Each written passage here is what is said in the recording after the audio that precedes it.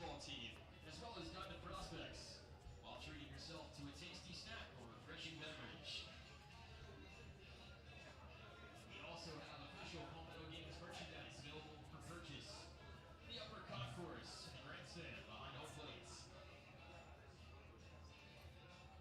Finally, tune into our live stream via the Diamond Prospects YouTube channel or Game Changer. Follow along on social media for various updates throughout the contests. Leading off for the Southeast team, Sawyer Smith, North Myrtle Beach High School. And welcome back in, everyone. Game 2 is set to be underway here shortly, as Ethan Cooker, the left-handed pitcher from Malden, has just finished his warm-up pitches, and he is set to square off against Sawyer Smith, 2026 shortstop from North Myrtle Beach. First pitch in there, 88 miles an hour from the big lefty for a swing and a miss, strike one. This one taken down for a ball. Team White led by Coach Dyer from Spartanburg High School. He joined us last game up here in the booth. This one off the end of the bat out to center field, and he drops it out there. So Team Gold in business. Looks like it was a good jump out there in center field, but just did not quite get it in the glove. So Sawyer Smith finds his way on first base, thanks to the error in center field, and that'll bring up Logan Newcomb. This is Trey Dyson, joined alongside Coach Banks Faulkner. Trey, we're on game 5, sort of over the halfway point. Yep, the weather has cooperated thus far. We hope it continues. A lot different than last year's games weather-wise. Last year was like 150 degrees and there were bugs everywhere. This year has been quite pleasant. Yeah, it's a little misty down there, so hopefully they'll be able to play through it a little bit. Lightning stays away, no heavy rains. This one's hit hard into the gap in left center field. Great jump out there once again by the center fielder, but having a hard time getting it in the glove. I'm trying to find out who that is because it was a great run to the ball. Logan Newcomb put a good swing on that ball into the left center gap. Excellent jump out there by the center fielder. But once again, having glove issues out there, but the route was good, the jump was good. Nonetheless, Team Gold in business. A.J. Jefferson from Lugoff Elgin at the plate looking to get Team Gold on the board here early. Swing and miss right there. Ethan Cooker with an 86-mile-an-hour fastball.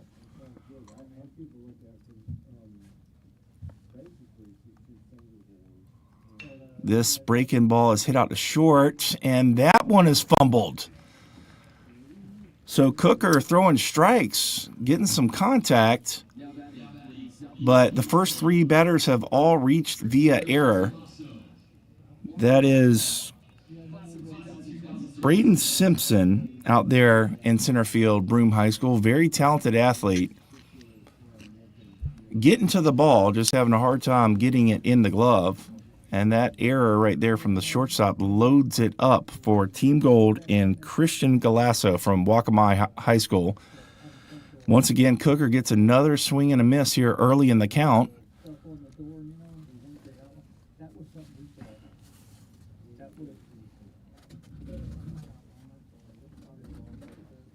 This one taken for a strike. So Cooker pounding the zone here early. Has Newcomb in an 0-2 count.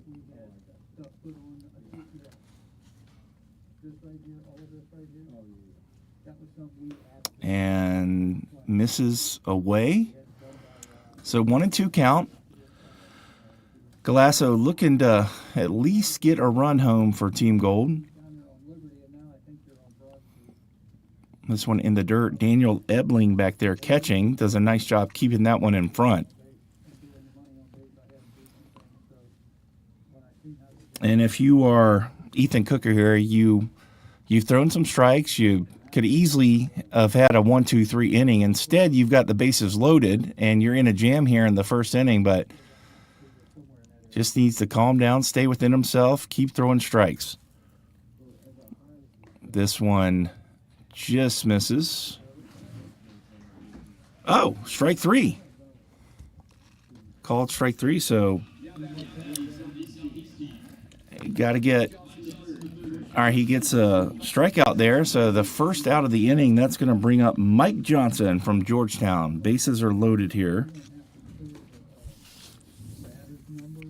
And once again, Cooker getting ahead of the hitter.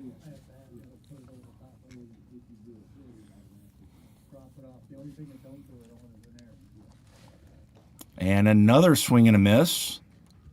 He's got at least 5 swings and misses here in the first inning.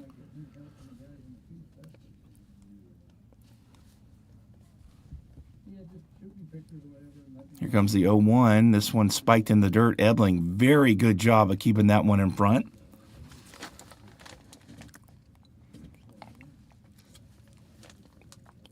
Ebling, a 2028 catcher from Philip Simmons High School. Johnson gets jammed, hits it over to second. They do get the lead runner out there, so nice play out there, the second baseman, to get the force out. A run does come home. Sawyer Smith comes home, but a really good job so far from Ethan Cooker, limiting damage here early, but he's not out of it yet, as Jaden Atkinson from Hartsville steps up to the plate with runners on first and third, 2 outs here.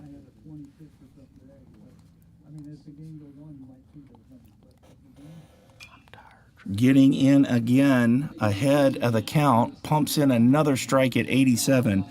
Really impressed here with Cooker. Pounding the zone, not letting the errors affect him, just getting the ball and going. Putting a lot of pressure on these hitters. This one up and out of the zone to Atkinson. And if you're a hitter right here, you just got to understand that all the pressure's on the pitcher. Wait for a good pitch to hit, but be ready for it. And Johnson able to get the RBI. And Ebling, after all those good blocks with runners on third base, maybe a lapse of concentration there a little bit. That one goes off the glove, gets away from him. That'll be a pass ball. And Logan Newcomb comes around to score. So 2 runs in here early for Team Gold. Johnson takes his lead at second. Good fastball right there from Cooker, but it's out of the zone. And Atkinson is in a 3-run count here. Hopefully, if he gets a good fastball, hopefully he puts a good swing on this one. Gets a fastball painted on the outer half. Well-located fastball on that 3-1 count.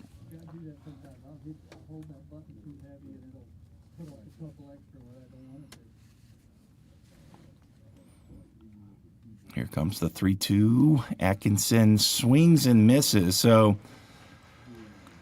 overall, a pretty impressive inning from the lefty from Malden. 2 runs do come across on 3 errors for Team White. And after the first half inning here at Riley Park, Team Gold leads it 2-0. We'll be back shortly.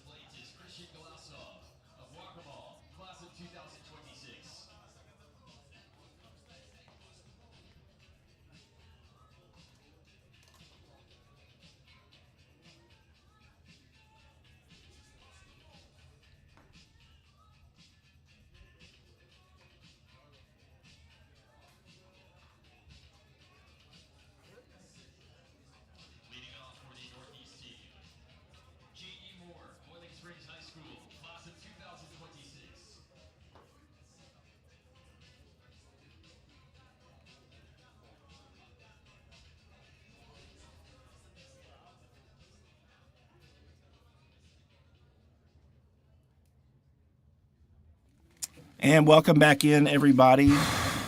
Bottom of the first here, the Palmetto Games. And Eli Chowning, left-handed pitcher at Atlantic Collegiate, is starting things off here on the mound for Team Gold. And the first batter he will be facing, J.D. Moore from Boiling Springs. Swing and a miss right there.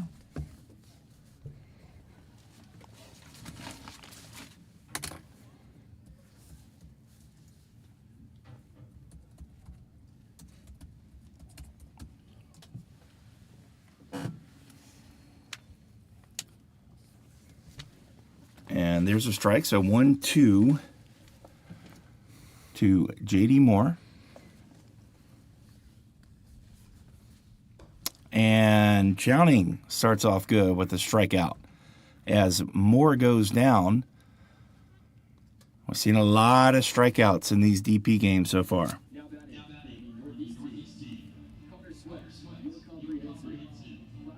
And here comes Connor Sweat from York Comprehensive.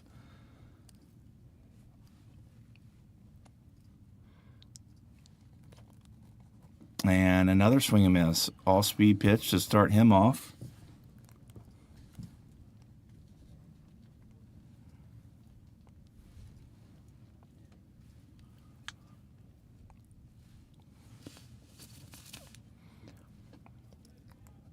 This one taken for a ball. Team White was on fire yesterday.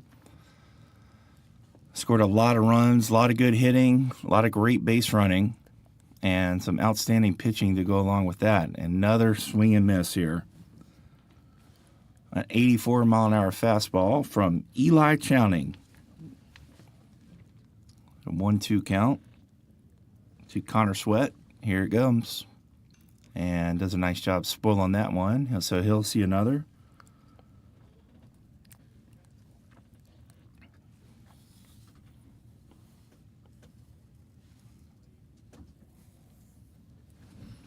Congrats to all of the award winners in Game 1. Awards were given out to the Midwest and the Southwest. We'll go over those here shortly. Some of the best players across the state of South Carolina are here at the Palmetto Games. All-speed pitch. Sweat kind of slows his swing down to make contact with that one, and it's a lazy fly ball out there to center field. So 2 up, 2 down for Eli Chowning to begin his Palmetto Games debut on the mound. That's going to bring up Charlie McCrory from Spartanburg High.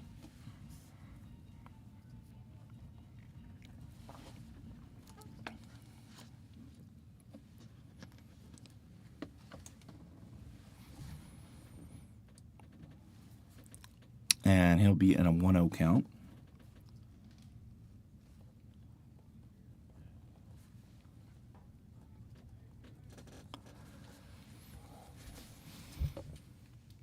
Another swing and miss. Good looking changeup right there from Chowning. We didn't have many lefties on day 1, but today we've been loaded with them. Some good left-handed pitching in the state of South Carolina. Another swing and miss on that all-speed pitch. So McCrory behind 1-2, and he gets all up on the plate here in this 2-strike count and fouls off this fastball. 88 for Eli Chowning.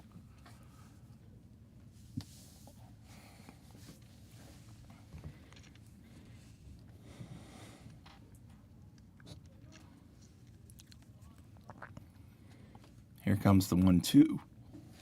And that's going to be taken for a ball.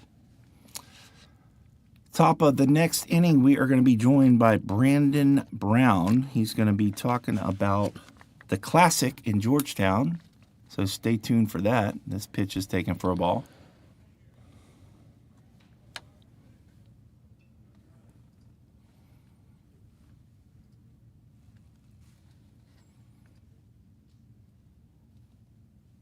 Here comes the 3-2.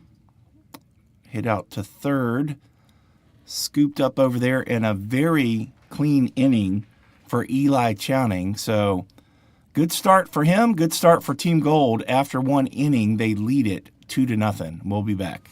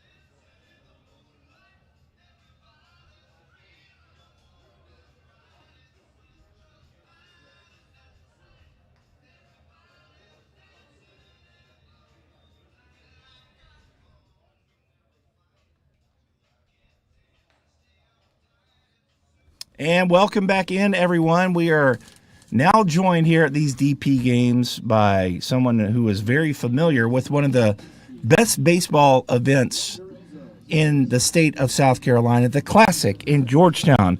Brandon, welcome to the broadcast. Thanks so much for having me.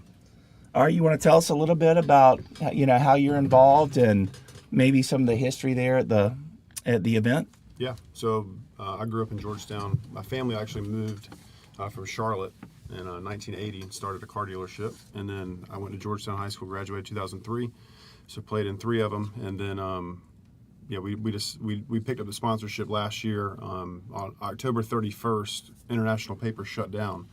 And so it needed a new sponsor. And so I called probably 10 minutes after that news dropped and just said, hey, don't worry about this year. We'll definitely take care of it this year. And just kind of gone from there. And they decided to keep us on. So we're doing it, and we enjoy doing it. Excellent. As Rome Dorenzo is in the box against Ethan Cooker, this one taken outside for a ball. Coach Faulkner, I know you've been a part of the Classic many a times. Yeah, a lot of good memories down there in Georgetown to start the season. I played in it in high school, and then lucky enough to coach in there many times, and just so many good memories. I think it's the best of the best as far as starting the season. You're gonna see really good players. Here's one. You're gonna see some really good coaches. Just great atmosphere. They always fed us good, put us in nice hotels, and I know talking to a lot of my players, and it's one of the things they remember the most about playing in high school was going down there. Yeah, and one of those great players you're talking about, Brandon, did you play with Michael Johnson? When you're talking about great players, don't talk about me. Talk about Michael. Michael just walked in. Yeah, we talked a little bit about Michael Johnson yesterday, the Clemson star, Georgetown star, and Clemson star. He is now in the booth with us. It took a lot of convincing to get him to come up here. He hates attention. Michael, come and say a few words, buddy. Well, your son is in the event this year. Yeah, we're talking about the Classic. Son's Just here. had an RBI. Yeah. No, glad to be here. Like, it's always fun to watch little Mike play. Really appreciate you guys talking about the Classic, helping us promote that tournament. We're continuing to try to grow that, make it the premier tournament in the state. That's our goal.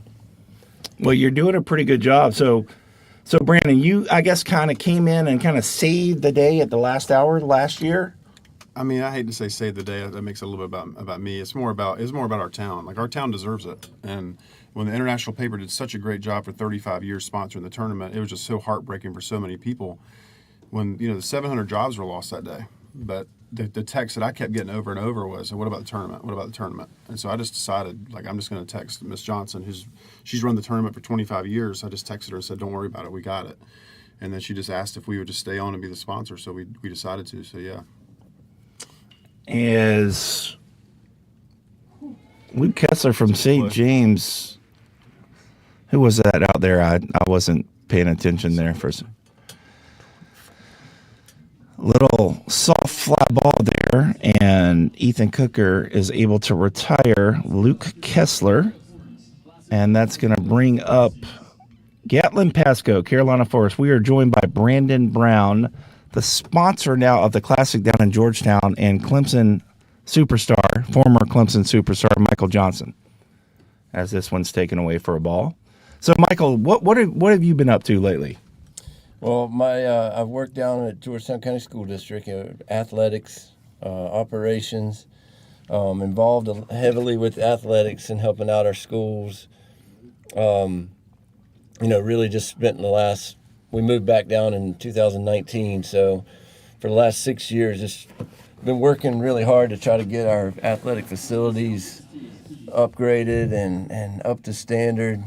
Trying to create a great experience for our student athletes, something that they can be proud of to go practice and play each and every day. So that's kind of what I've been up to. And then, I got 2 boys in sports, so they're keeping us really busy, following them around. So it's been a lot of fun. Okay, and tell us a little bit about your son. Just had an RBI fielder's choice there. Does his game resemble yours in any way? He's had a good barrel yesterday. Yeah, had a good barrel yesterday. Good swing, 2-strike swing. He's coming. Hey, I think hopefully, I think he's got a chance to be better than me. He's definitely taller than I am already. So he's, stays in the weight room, continues to get stronger, and he works really hard. He's humble. So he's a good student too. He's a good student.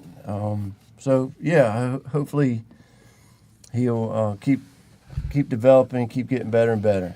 There goes the runner. Good catch and throw right there from Daniel Ebling, and that is going to be it for Team Gold here in the top of the second. We are joined by Brandon Brown and Mike Johnson. We'll keep you around for a little bit longer through this half inning. Any other words you want to get out there about the Classic? Yeah, it's like a 4-day party in Georgetown, man. Which there's not a whole lot of parties in Georgetown that people talk about, but it's a lot of fun. We have behind right field wall, we have the Winyah Bay Cafe, which has kind of become famous now. I actually brought you a hat, Trey. Oh, wow. From the Winyah Bay Cafe. So you need to come back.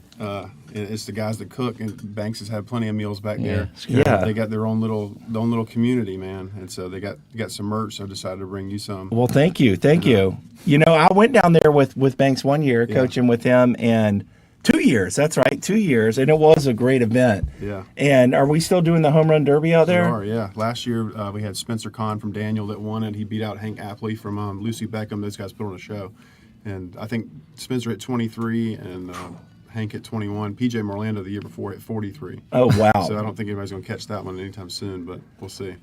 All right. Well, it's great for you guys to join us. Thank you so much for the hat. And South Carolina baseball fans across the state are certainly need to keep an eye out for the Classic. Do you already have the teams set up for this year? We do. We're going to do a reveal coming up soon. Okay. The tournament's March 5th through the 8th. Okay. And keep your eyes on Instagram at the Classic_1991, and we'll be revealing the team soon. The Classic_1991. Correct. Okay. And at Winyah Bay Cafe for a lot of entertainment. Winyah Bay Cafe for a lot of. I'm going to go have to check it out. All right, boys. Well, Brandon Brown, Michael Johnson, thank you so much for joining us here at the Palmetto Games. We hope to see you soon. Thank you. Thanks for having us. All right, guys. Appreciate it. Thanks, guys. Yeah, thank you. Michael, Appreciate great you to see you, coming man. up. I had to put a little pressure on you. Not my Said get your butt up here and. not my favorite thing to do, man. I know you're too humble, but no. All right, as we head to the bottom of the second now, Eli Chowning begins his second inning of work. Had a great first inning. Keep it straight down there now. Thanks for the hat, too. I appreciate it. Keep me updated. And Chowning will be squaring off against Oh, J.D. Moore. see you, boys. Good to see you, Brandon. No, that's not J.D. Moore. Simpson. That is Braden Simpson, who was hitting balls really hard in batting practice yesterday. Good little left-handed swing. Big time run tool.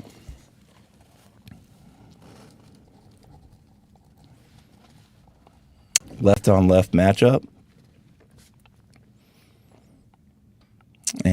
takes a pretty good swing right there. Fouls it back, so 2-2.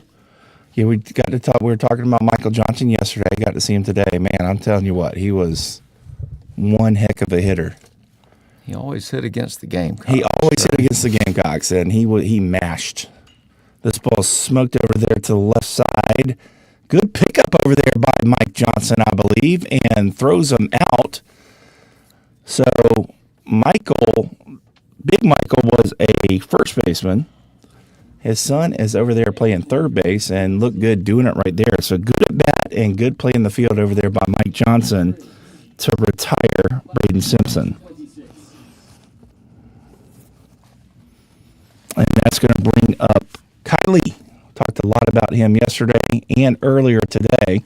A guy you're really familiar with, Banks. Yeah, Kyle's going to have some opportunities after this weekend. I love how ready he is in the box. This one's flied out to left. That's going to be an easy play out there in left field, but you see him running all the way to second base right there. And he was really fun to watch yesterday. But Channing doing a really nice job, just pounding the zone here for Team Gold. 5 up, 5 down for him. This is a guy right here that you're going to hear a lot about. Walker McCrory was a 7th grader this past year. Started at catcher for Spartanburg, and man, he's got a bright future ahead of him. Yeah, I guess.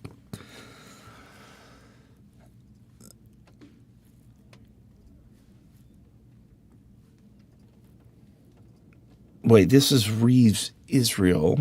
My apologies. That's what I get for not checking my notes. Reeves is middle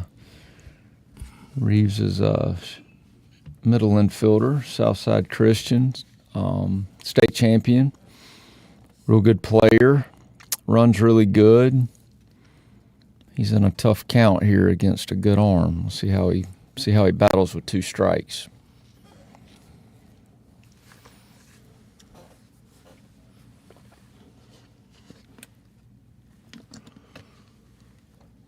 Tries to go inside right there in that 0-2 count, but Chowning very efficient so far. 5 up, 5 down, a chance to go 2 really clean innings here against Israel and a 1-2 count. This one, good take right there on the changeup. So 2-2 for Israel. Team White had base runners all day yesterday. So far through the early part of this game, no one has reached base. And good job fouling that off right there. So he'll get to see another on that 85-mile-an-hour offering from Eli Chowning.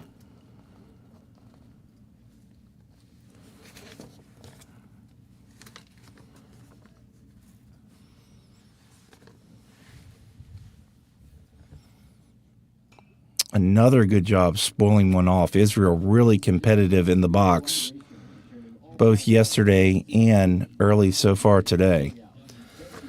Much like the Silver Slugger winner from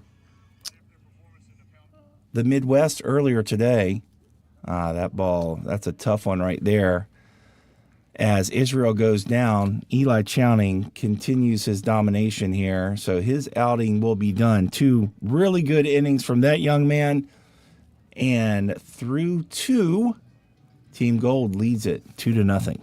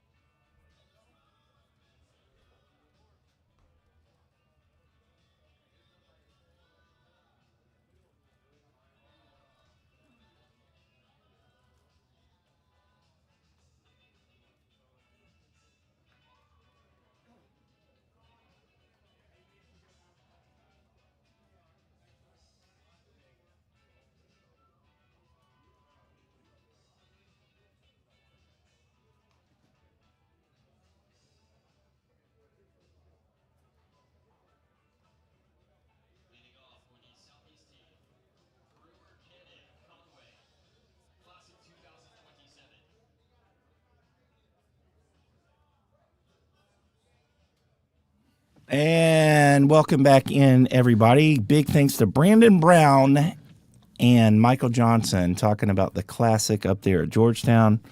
Good baseball people. We're happy to have them here as Ryland Paxton begins his Palmetto Games debut with a hit by pitch to Brewer Cannon from Conway High School. So probably not the result either of those guys wanted right there. But nonetheless, Team Gold has a base runner.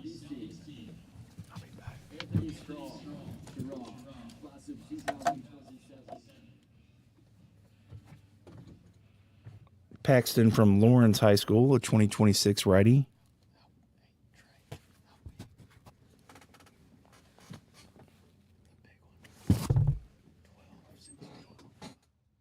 That one's taken for a strike.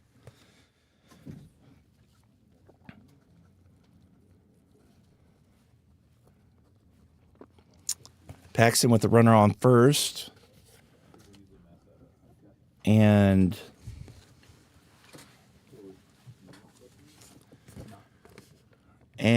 this is Anthony Strong from Sherrall. Really liked his actions yesterday. And we are now joined by Corey Welch. He's going to help do some color as Banks Faulkner takes a little bit of a break. Corey, how are you doing, sir? Doing well. It's not raining, and it's not 100 degrees. I know. So I was saying that earlier. Yeah. This is honestly probably the perfect weather if you think about it, especially this time of year. Absolutely. You know, we have cloud coverage, so we don't have to cover up in sunscreen. So good on that front. Hopefully, it stays the rest of the day as well. So what are your overall thoughts so far with the games? Like, how they played out in your mind? I felt like this year, we were talking about that earlier, a lot more strikes. It's been fairly clean games. We've been ahead of schedule even today, and it's, you know, you played 9 innings in just over 2 hours, and, you know, I've been most impressed with the Midwest team in their 2 games today, or this weekend. Yeah, and who kind of stuck out to you on those teams, on that team? With that group, trying to process that a little bit. You know, you see that many arms.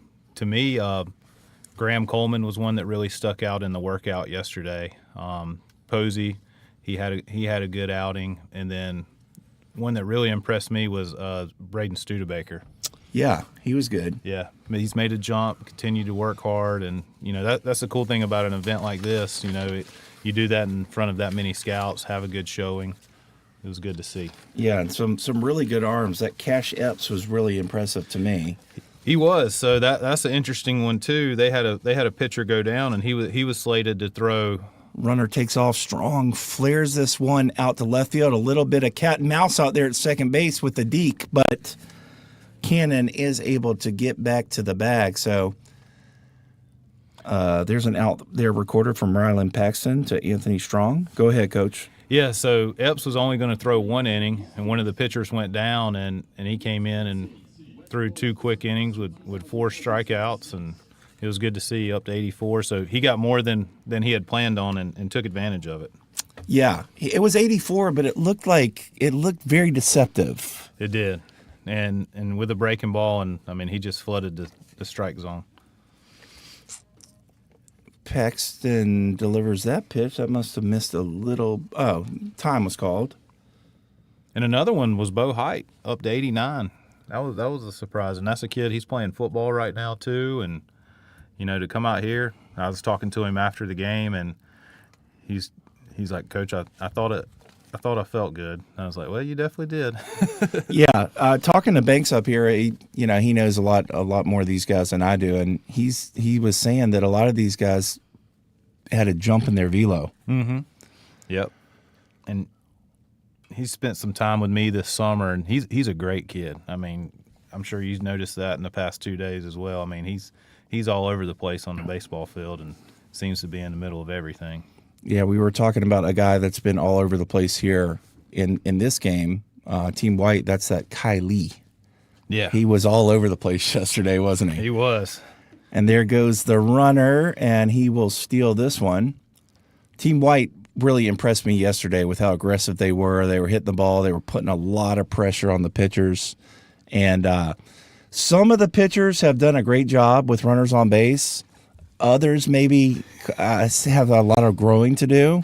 Yeah. But that's why I love events like this, because it really can showcase that. It does, yeah. We talked about that yesterday, especially in their game. You know, once they saw those guys had no interest in holding them at the bases, they took advantage of it.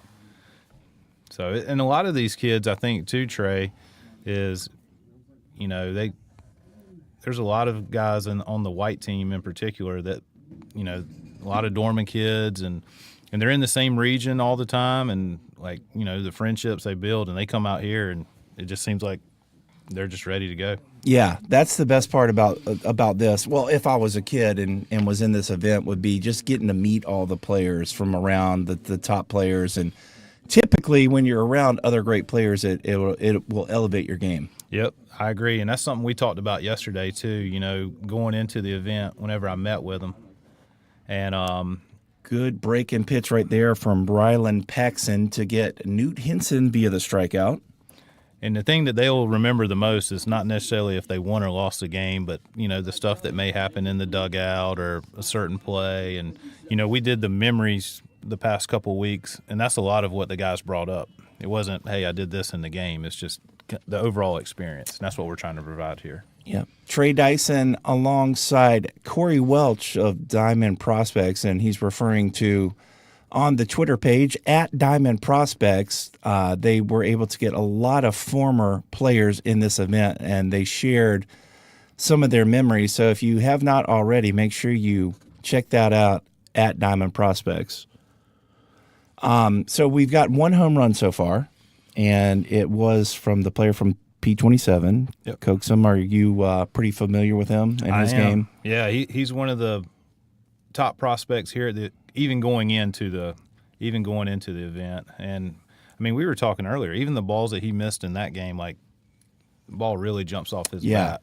There's some loud outs. It's like a difference with him compared to the other players. Like, he's not missing balls. He probably wishes that he would have hit more foul balls, you know, but a lot of these kids are missing very hittable pitches.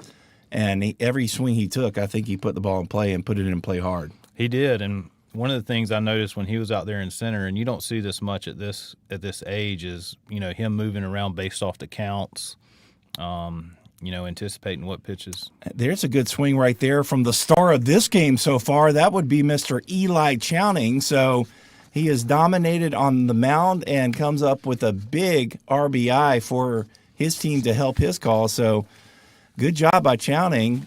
Pretty impressive so far on the mound for him. Yeah, he's been great. Had a good spring season as well, and a high school season. But anytime you have a lefty that can throw strikes, and he's shown that he's an athlete too. So he's been good. That's going to bring up Cole Submarino. Yeah, you were mentioning Coaxum in the outfield, and then the Gold Glove winner that Diamond Prospects gives out every year went to another good-looking defender, and that is Henry Rivers from Berkeley High. Yeah, this weekend's the first, you know, obviously I've heard the name but hadn't had a chance to see him.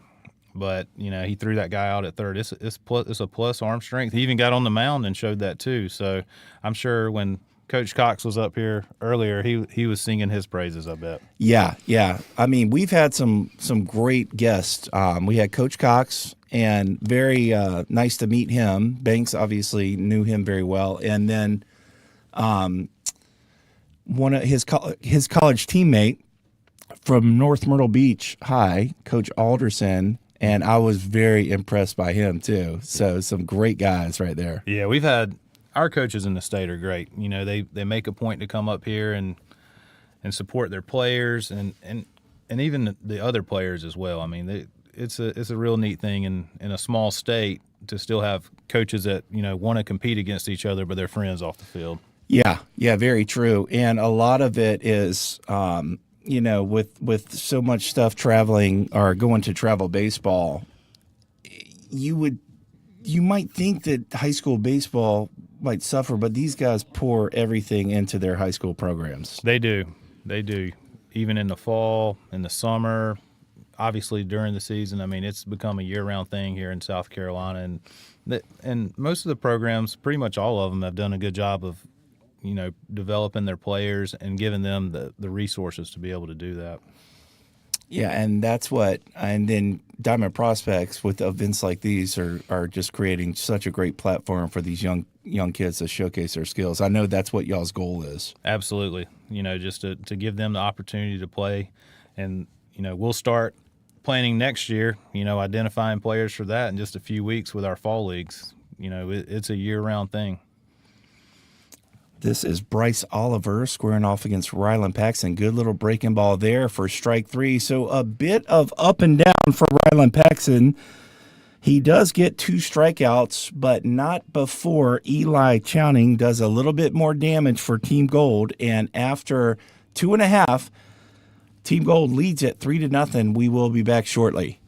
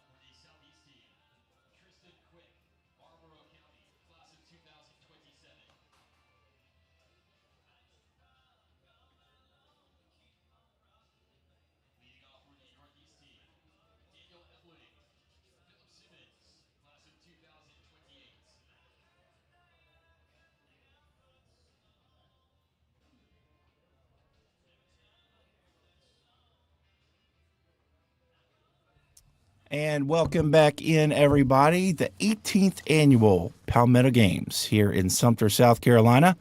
Historic Riley Park, as Tristan Quick from Marlboro County, the righty, the 2027 righty, is taking the mound for Team Gold after the outstanding performance from Eli Chowning.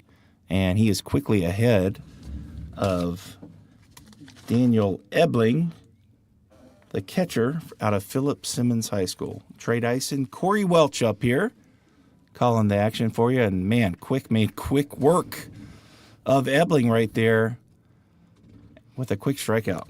That's exactly what I was thinking, Trey, and it's a pretty quick arm, too. Yeah, you can do a lot with that now, can't you? You can. So this kid's from Marlboro County. He jumped on the scene. He had a good high school season, and I remember seeing him 2 years ago at a DP scrimmage at South Florence. He stuck out that day and kind of kept our tabs on him. And he's gotten a little taller, a little outside there. But, first time in this event for him. So got his feet settled with a strikeout there and back to work. Check out the velo on that fastball. 86, pretty good. Yeah, I think 86, the best I've seen, I think, in February. I remember we had a scrimmage at Hartsville. We've seen an 87 from him. He may have touched that already. I'm trying to think of what that delivery reminds me of. Looks like someone familiar in the big leagues. And that is going to be a walk for Alex Bright. That's going to be the first base runner for Team White. They were loaded with base runners yesterday. So far, that's the first one today. Yeah. He's got his hands full here with Palmer Hornick. He's one of my favorite hitters in the class. So I know he just finds a way to find the barrel. And I think he was up to 92 yesterday. He does a little bit of everything. Yeah, he looked really great on the mound. Had a very good leadoff at bat against Walker Cox yesterday. Yeah. Had a good 2-strike hit and was very impressive on the mound. Yeah, he's a kid that he contributed at Dorman as a freshman. There's a runner. There goes the runner. Good throw down, but that one, good momentum steal right there. It was. Coach Dyer's coached them up, I guess. Yeah. Teaching them a few things. And We had him in the booth last game. That was something I asked him about, and he said he got the guys together before the game and said, "Listen, y'all can do what y'all want, but these coaches that are here to see you, they want to see y'all run. They want to see them run. They also the catchers need to be thankful because it gives them an opportunity to throw. Absolutely. And we have seen some really good throwdowns too from these catchers. Yeah. A couple of the pitchers aren't helping them out too much. That's the issue there. Yeah. We've seen a few pickoffs too. On some pitchers have taken. They don't want to be run on, but that's very few that's of them. Right. Yeah. Quick delivers this one into Hornick. Yeah. This ball's hit really hard into center field, and a great track down out there in center field. I don't know who that was out there. Was that Logan Newcomb? I believe so. That was when he turned his back, I believe that was number 2. So, that was a really good swing right there from Hornick. This is not the easiest park to hit in, but that's one of those balls kind of right at you over your head that you can't really get an angle on. So very impressed with that rundown from Logan Newcomb. I'm good with Hornick there, looking to do damage in a 3-1 count. Yeah, absolutely. This is another good one. Bo Lawrence from Christchurch. He's had a huge summer. So ran right. I think it was a 6.56 yesterday. Okay. Just continues to get better. So. And he is going to Virginia. Virginia. Yep. So are you familiar with where he played this summer? Or do you know where he was? Which team? Yeah. He played, I believe, with the CBA. Okay. And I think he did a little bit with Wow Factor as well. And I know he had a good showing just last weekend at East Coast Pro. Okay. In Hoover. So it's good to see that. I mean, that's one thing with these guys, says a lot when they get here, because they, especially for the rising seniors, I mean, it's a grueling summer as far as showcases goes and events and, just having eyes on you all the time. Mm-hmm. And he's going with the wood bat here against Quick. We saw there's a throwdown. We saw the kid yesterday from P27, Coaxum, hit the home run with wood in honor of TJ White, who I saw on Twitter. Right. Talk about TJ White, that performance he had at the Palmetto Games. That was unbelievable that year. 2 home runs. And I was thinking, I know he's a switch hitter. I can't remember if it was right and left, or maybe he hit both right and left-handed. I can't remember that, but that was impressive. And he's still playing well in pro ball. So.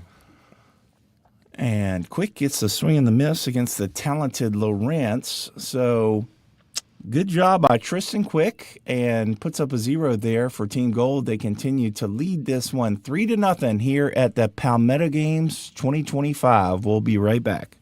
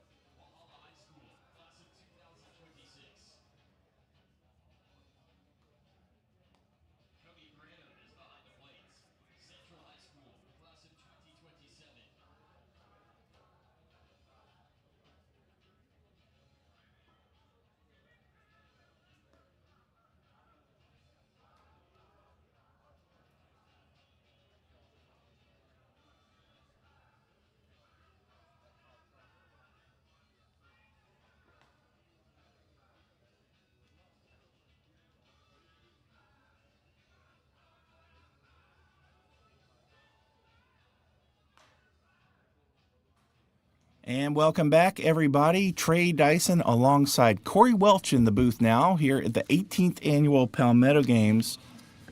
Team White leads this one, or actually trails this one to Team Gold 3-0. We have a new right-handed pitcher on the mound. His name is Dalton Dial, a right-handed pitcher out of Walhalla. Walhalla. I got a chance to see Dalton last year in our fall league. That's what kind of put him on our radar. And I rode down to Woodruff in a playoff game to get a chance to watch him throw and see what he brings here today. He's up to 86 to start the inning here. And he is squaring off against Gabriel Priest from North Myrtle Beach.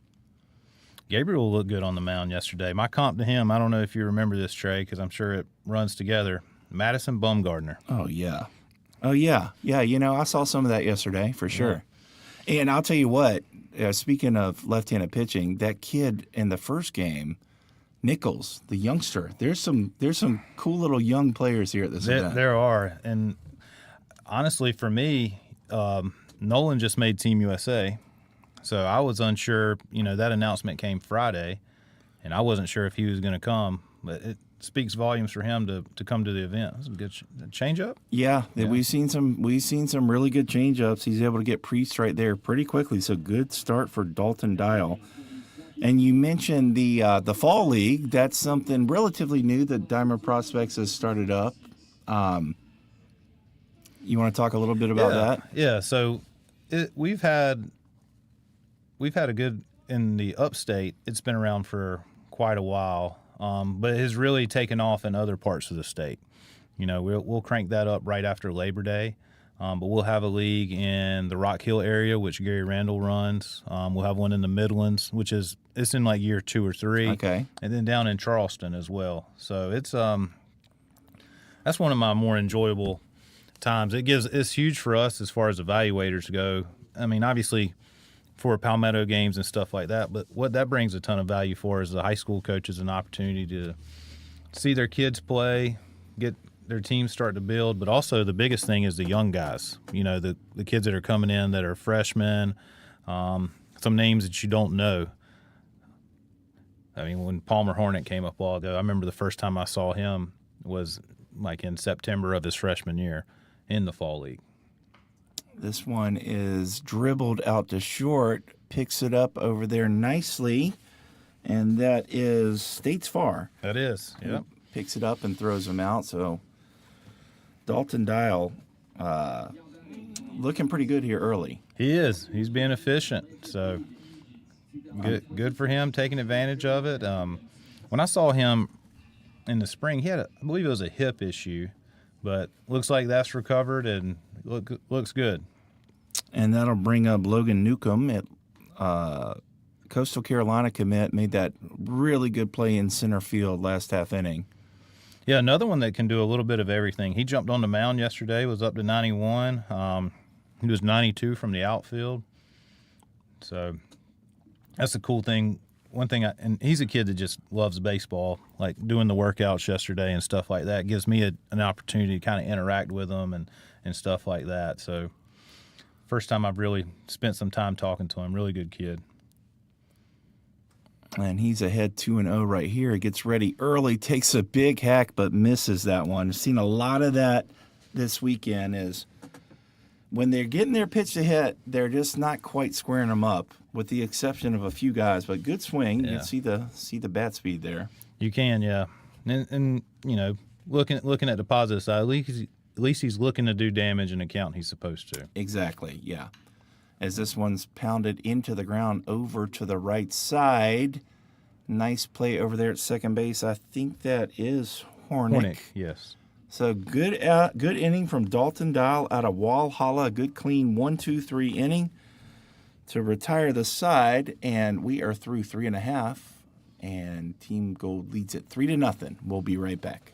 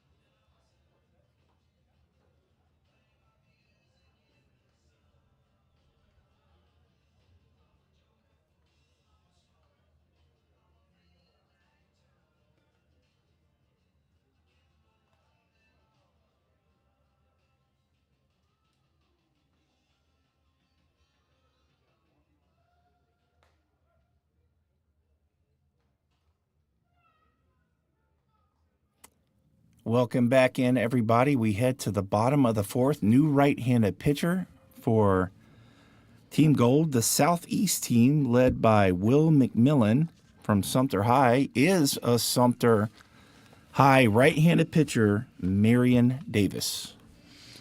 Yeah, Marion he's a strike thrower. Dalton Dial just had a quick one. I may curse Marion here, but with what he does, filling up the zone, he could have a quick one as well. So let's see what happens. Yeah, I got to know Marion a little bit over the past year. He's a very good kid, great attitude, a kid that you just pull for. Yeah, I definitely could see that. I had a chance to see him very early. I came down to Florence for scrimmage day, and he started in February. It was 3 scoreless innings. He was in and out. Got a chance to see Will's team play. I really like Will. He does a great job with his programs, even when he was at East Clarendon also. Yep, some good high school coaches out here commanding the 6 teams here at the Palmetto Games. Yeah, I was talking to Austin before, and I'd asked him if anyone has ever done it twice, and we do our best to make sure that we provide a new experience for all the teams, and we've done that so far, and these guys have been great this weekend as well. There's a strike right there. So 2-1 count to Cody Branham out of Central High, a catcher, left-handed batter.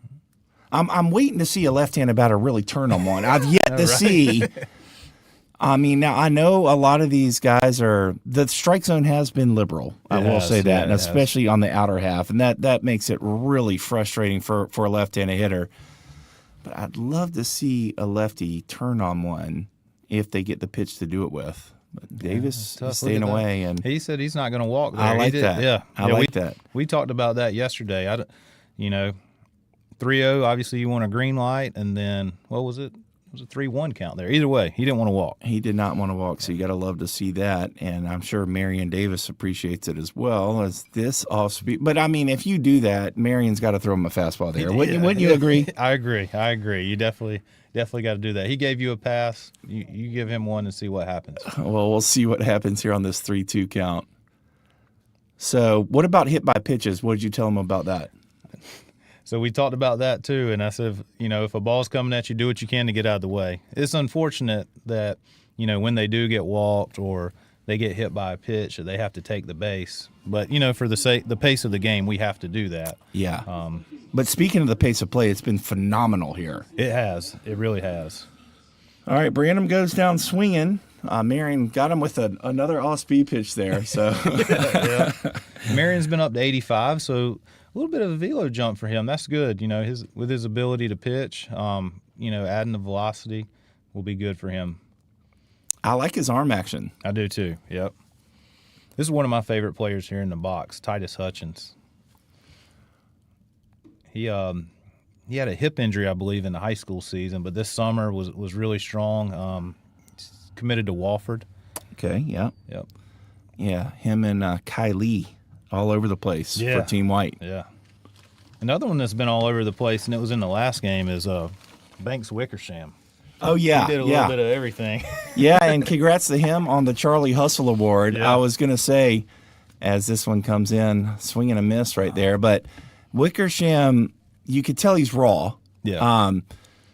Had some honestly, some pretty bad at-bats, but he did find a way to get an infield single, and he came all the way around to score. Yeah, from second on that pass ball. Yeah. And he looked great on the mound, and he made some plays all around, and left the park with a dirty jersey. So yeah, he did, and he's done that. We were talking, the first time he came to a summer showcase was at Lexington a couple of years ago, and I mean he plays hard regardless of whatever it is. I'm sure if he were to play wiffle ball, he would try to knock somebody down then too. Those are the guys you love. And here's another young prospect, Carter Nash. Yeah, man, tools. Ran a 6.8 yesterday. Was 87 or 88 from the outfield. Played varsity last year at Dorman, and had a few home runs. He's going to be at Palmetto Games every year. One nationally ranked too. One of the top players. as Davis is looking good here. Struck out Branham and Hutchins. But the thing that impressed me, two things really for Nash that I saw yesterday, was the way he handled himself against these older guys going to, South Carolina, Clemson. He stands in there, had a great at-bat against Camden Finley to end it yesterday. And but honestly, the thing I liked the most was watching him steal second base and his aggressive slide into second. It was great to see. Yeah, I mean, he knows how to play the game. And, you think about that. That's a kid that hasn't stepped into a high school yet and just took 89 yesterday right up the middle. I know. And, from like a guy who was kind of spraying the ball all over the place. Yeah. So not a comfortable at bat at all, but he was ready for it. That's a great pitch right there from Davis. And Tomei giving him a chance to swing there. Yeah. Extending the count, kind of like we were talking about with Branham. Yeah, I don't, like I was telling Banks earlier, I don't mind if they give a little bit off the inner third. I know I probably go against conventional wisdom here because most guys like a ball or two off the outer half. But what happens is the hitter's eyes, they get so adjusted out there that anything even middle of the plate, they end up being laid on or getting jammed. Yeah, I noticed that in the first game. It was with Braden Holman's at bat. Marion Davis striking out the side here for his Palmetto Games debut. So good job on the Sumter righty. Team Gold in control of this one through 4. They lead at 3-0. We'll be back soon.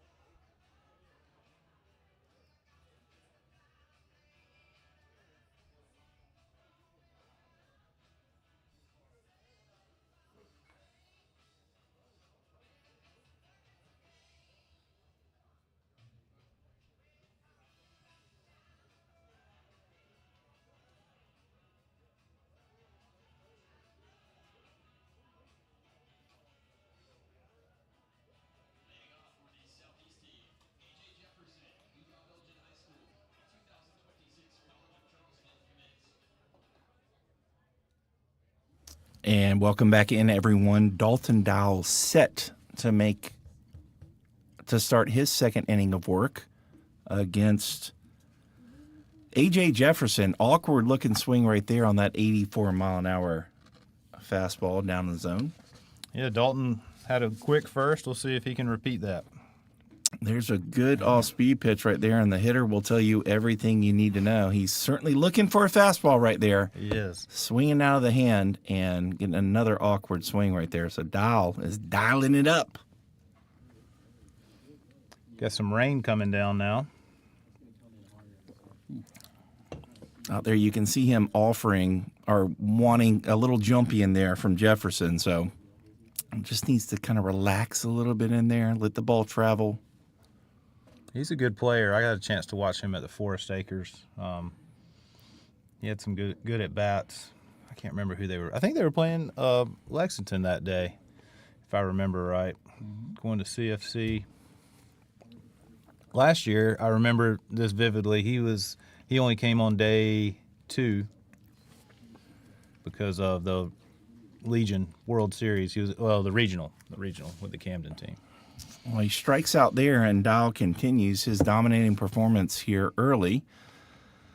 We are blessed to have Corey Welch in the booth with us here. Banks Faulkner taking a little bit of a break. He will be back soon. He's actually here now. Yeah, I got to pass this thing back over to Banks. You two This one's hit down the right field line, going foul. Good effort out there in right field, but it will be foul. Thought we had a chance for a web gem there, Trey. Yeah, I think that is, I can't tell who it is, but I think it is the young man who started the game in center field. I think so. Had a little bit of problems getting the ball in the glove, but was really quick getting to the ball. Yeah, he was. And speaking of that, I wasn't up here. I'm not sure what y'all talked about. Ethan Cooker, that's about as tough of a break as you could have to start the game. I know. 3 errors to start the game. He did a pretty good job navigating his way through it. And also, too, in that inning, Ebling, the catcher, was doing a good job blocking pitches up. And then they got the 2 outs, maybe a little lapse of concentration, and let one get by him. Good swing right here. And that's going to be a line out to center field from Christian Galasso from Waccamaw High School. 5 up, 5 down for Dial. See if he can finish it. So now is the rain, I know you and Austin are obviously super involved in this. Are you nervous at all with this rain? One thing I've learned with it, that's something I can't control. So we'll do everything we can to get it in. They do a great job here. Field looks okay. We had that brief shower yesterday, and it kind of helped, actually. So we'll see how it unfolds. I think with the turf here at the plate, that definitely that saves a ton of time as far as preparation goes. Yeah, it really does. There's Mike Johnson. We had Michael Johnson, senior, or I don't know. There's so many of them. Why not? Michael Johnson, the Clemson superstar that I played against back in the day, was up here. Yeah. With Brandon Brown, the sponsor of the Classic. Yeah. And that was great to have them up here. Yeah, they're good people. That's one of my favorite events to go to each year, and I look forward to being back there in March. They put in a ton of time to prepare for that and to make it a first-class event for everyone. And he gets an awkward swing here off the plate, Dial with the PFP, and he cruises through his 2 innings here at the Palmetto Games, hoping to put his name in the hat for the Diamond Prospects Golden Arm Award. We will find that out after the game, but Team Gold leads it 3-0. Corey, I hope you can stick around as long as you want, but if you do have to go, we do appreciate you being here. Appreciate it. Thank you. All right, we'll be back shortly.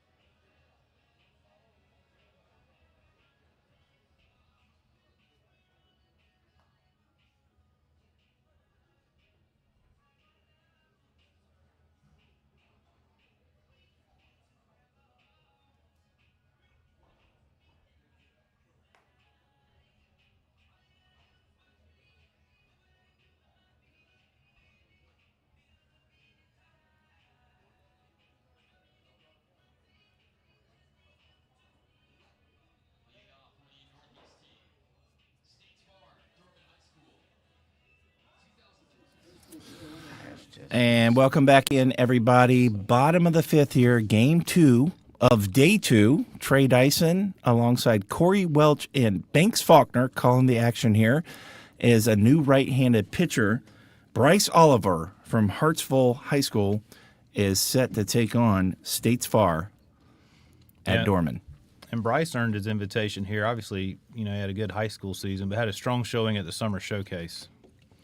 This ball's hit out to short. Shortstop fields it cleanly. A little high throw. Strong does a good job staying on the base over there, as that is A.J. Jefferson making the play. Yep, and that says something for him. He had a tough at bat with that strikeout, and usually when that happens, the ball finds you, and he makes the play right there to record the first out of the inning. That is going to bring up, I believe, the leadoff hitter in today's game for Team White. They started down in the order J.D. Moore from Boiling Springs, who struck out his first at bat against Eli Chowning. Yeah, this didn't quite turn it over. Their numbers are a little weird, Trey, because they started at 19. That's what throws you off there. Yeah, that's true. But now, to be fair, I think Palmer Hornick did lead off yesterday for them. So I think Coach Dyer probably just started with they started right there. I know they didn't do that in the first game. So you've been watching it all. I was probably doing something on a computer at the start of the game. The sun's trying to pop. Yeah, it's trying to pop back out. Yeah, a little bit of rain here, but nothing too serious. Oliver here up to 87. And I'm sorry, where did you say you that he earned his invite again? At the summer showcase in Okay. June at River Bluff. Yep. And how many events are you guys planning on this year? So, in the year, we'll have obviously our fall leagues, and then we will have a fall showcase. That'll be November 1st and 2nd at River Bluff. And then from there, that's kind of our off season. And then right before the high school season starts, we'll have Pro Day. That's one of our more exciting events.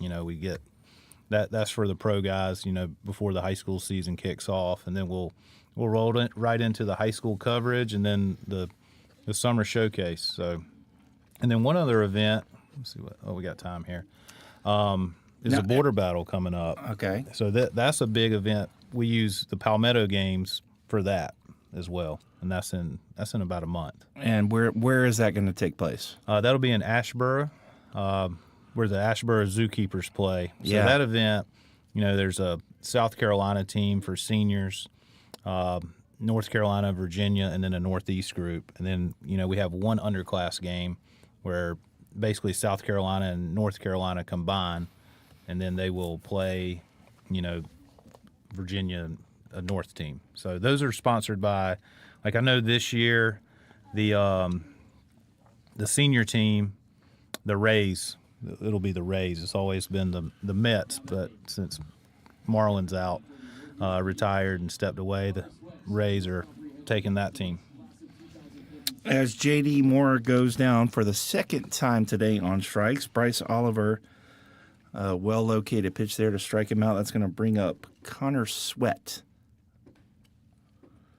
Connor's another one who earned an invite at the summer showcase as well.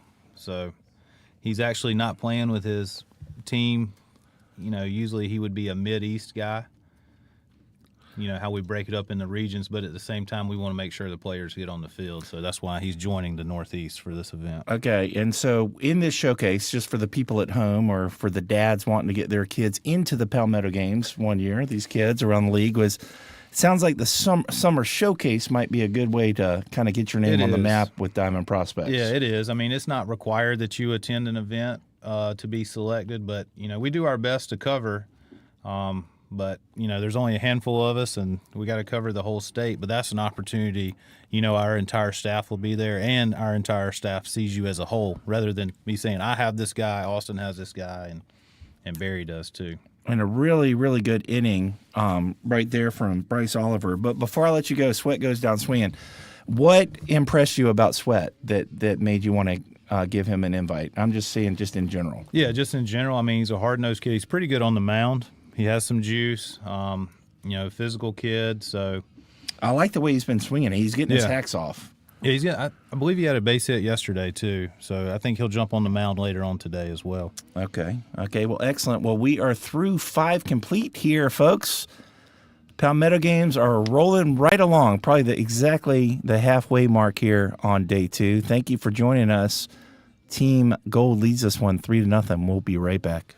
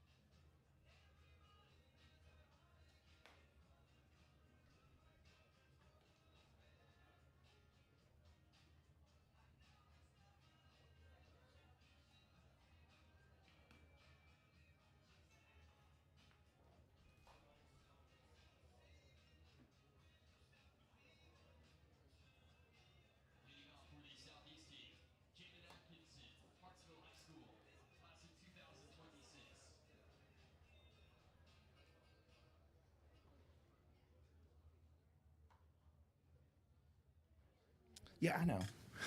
And welcome back in, everyone. New right-handed pitcher for Team White. That is Alex Bright taking over. And we want to thank Corey Welch for joining us. Banks Faulkner is back in the booth. And we are now joined by first-year head coach, Malden High School, Jacob Korn. Jacob, come on in here. How are you, sir? Doing well. How are y'all? Good. Tell us what's been going on and the opportunity you have here at Malden. Yeah, it's, obviously with Limestone closing its doors, I had to figure out real quick what to do. I'm a South Carolina guy through and through and wanted to stay in the state. I got an opportunity at Malden, and I'm excited to get going. Well, good. As that is Jaden Atkinson getting on via the error. Now, Atkinson, that's the kid you said could really run, right? I don't know. I think he's a good runner. Anyways, Jacob Korn, Malden High. All right, so tell us about kind of how you ended up at Malden. Yeah, so I was at Limestone. Obviously, them closing the doors, tough situation there, and I was just kind of a little figure it out situation for me. I had other opportunities in college baseball, but nothing really around the area that I wanted to stay in the upstate, be around family and all them. So, Malden baseball at Malden, had an opening. Mach reached out to me, asked me if I'd be interested, and then got into the process and ended up getting it. So that's kind of how it lands to today. Well, congrats, and that's certainly unfortunate what went down at Limestone for sure. But at least you landed on your feet, and old Matt Padgett landed on his feet too over there at Barton. How was it coaching with him? Padge is the man. He's old school. And that's the way I like it, man. He's not new school ball. He's a gritty, grind guy, blue collar guy. Wants to be up all night recruiting. He's gonna kill it up at Barton. Once he figure out how to get kids in there, how expensive it is, he's gonna kill it. Yeah, Barton being at North Greenville for 4 out of the past 5 years. Barton in that conference, always kind of a tough team to play, kind of gritty and tough, and hopefully Padgett will do a great job there. He will. I know he will. He's a winner. He wants to win. Dorenzo with the walk there. So the error by the shortstop to lead things off. Good stolen base right there from Jaden Atkinson. Dorenzo walks, and that is going to bring up Luke Kessler from St. James High School. Coach Faulkner, I know you had a player that played for Coach Korn. I did, yeah. Davis Wright, Blythewood High School. I coached Davis for 6 years. A couple summers, I think I told Davis and a few other guys that were in his class that the time they were finished at Blythewood, I think I probably coached them over 200 games. So really special group of guys to me. Davis was certainly one of them. Double steal there. We haven't seen many of those. If based on that, Atkinson had a great jump to third base. Dorenzo a lot slower. I think if the catcher could have done that over again, he might have tried to go to second base. Yeah, but we always teach guys, Trey, on that. The lead runner there is going to steal the bag. So we always have taught our guys to throw to the trail side bag for that reason you just mentioned. Yeah, I've noticed more and more teams are going with that strategy. But, if you're coaching your runners there, you got to make sure that guy at first gets just as good of a jump, right? Yeah, I think you just it might have been a deal in this game. I'm sure the runner probably stole it on his own. There's no signs, so might have caught him by surprise. And right there, you just got to sort of trail the runner in front of him. Kessler walks, and that is going to bring up there's Gatlin Pasco, Carolina Forest. There's a barrel. We haven't seen one of those in a while.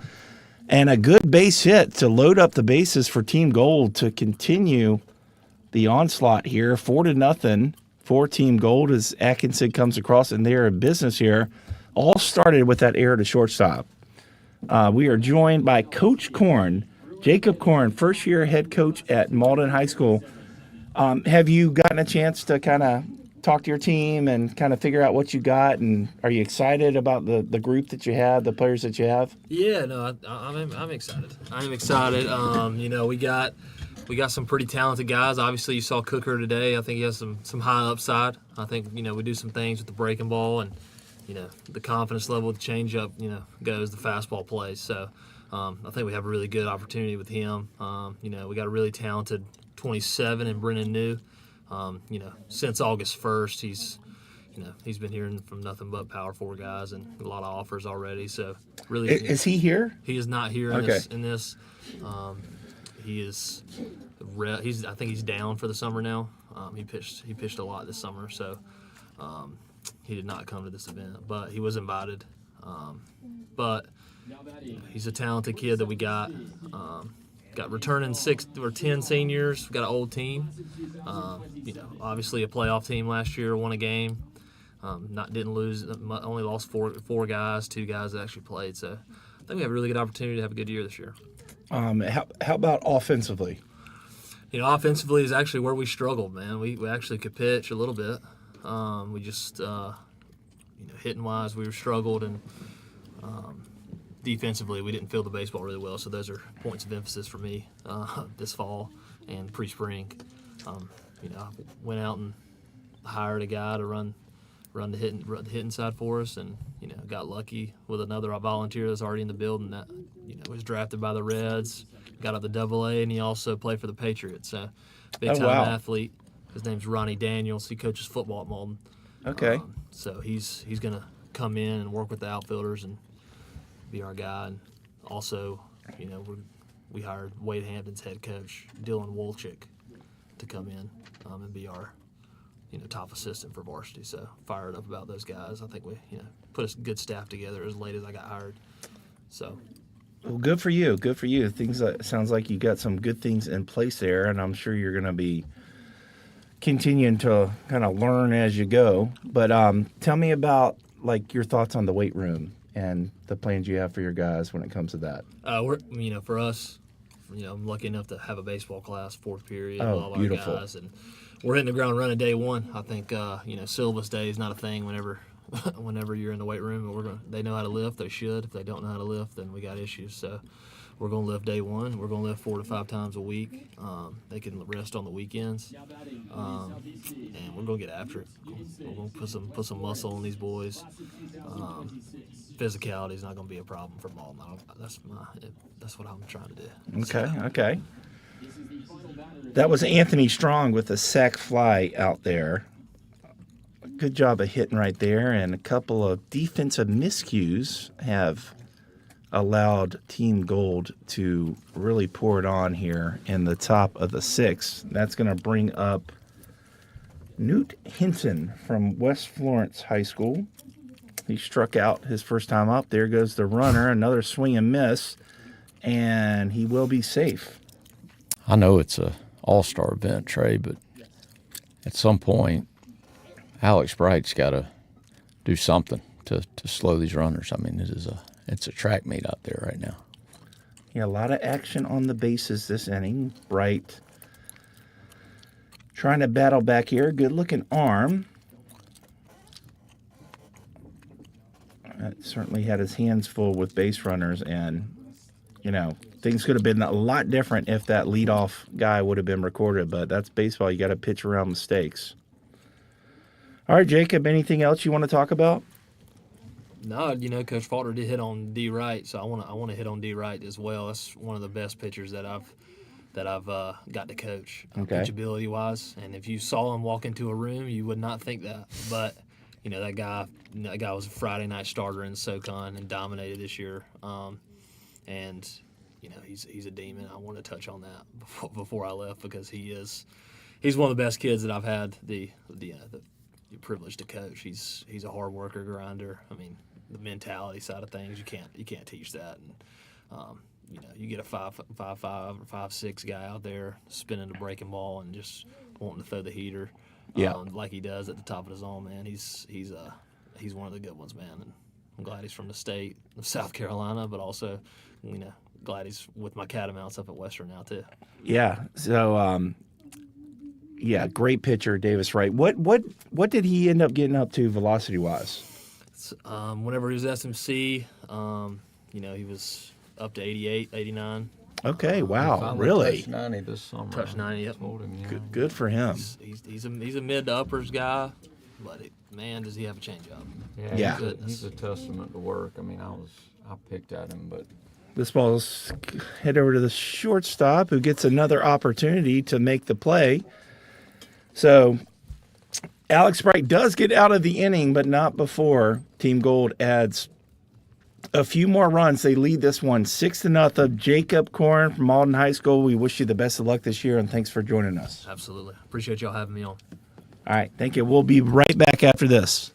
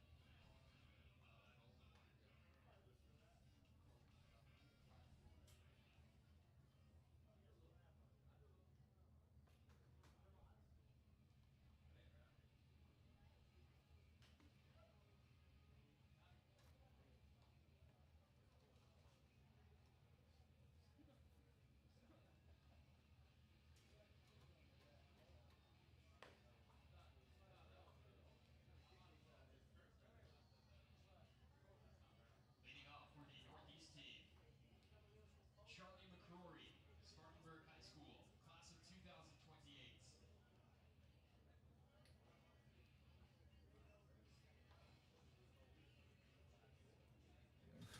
And we are back, folks, as Turner Scott from Midland Valley takes over on Team Gold. Big thanks to Jacob Korn for joining us up here in the booth. Turner Scott, a lefty from Midland Valley. Luke Kessler catching him behind the plate. This is Charlie McCrory, Spartanburg High, 2028 at the plate. It's two pretty good pitches to hit, it looked like. Fouls them both off. Turner Scott coming right at the big righty.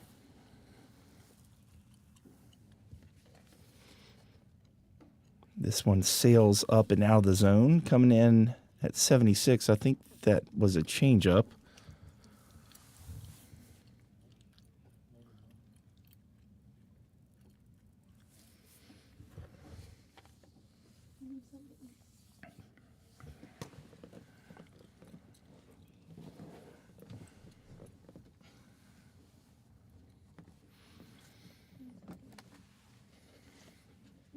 Here comes the 2-2 to McCrory. This one sails out of the zone as well.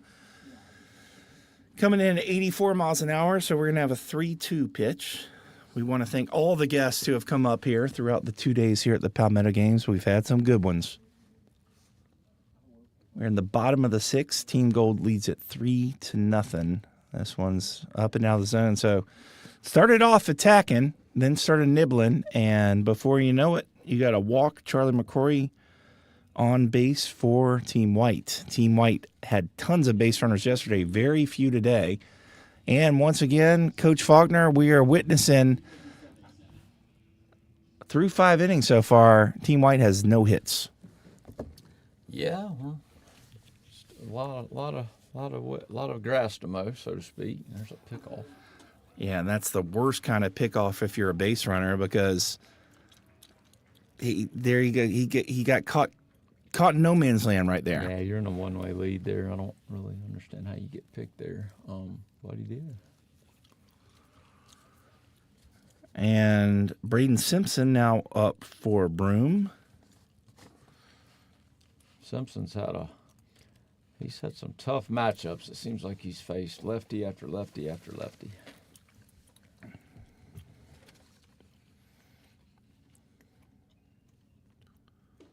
Good swing right there, but just behind it, 85 on the gun from Turner Scott.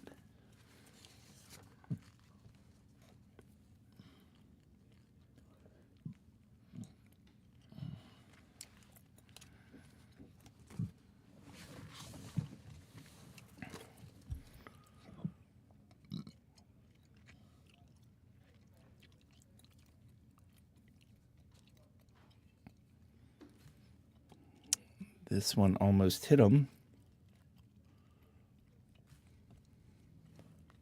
Like to see Simpson reach here so we can watch him run. Well, he's in a good count right here, 3-1. Took a little breaking ball right there. And we'll get a chance. He will be off and running pretty soon. Even if he goes first move here and they pick over, it will be bang bang.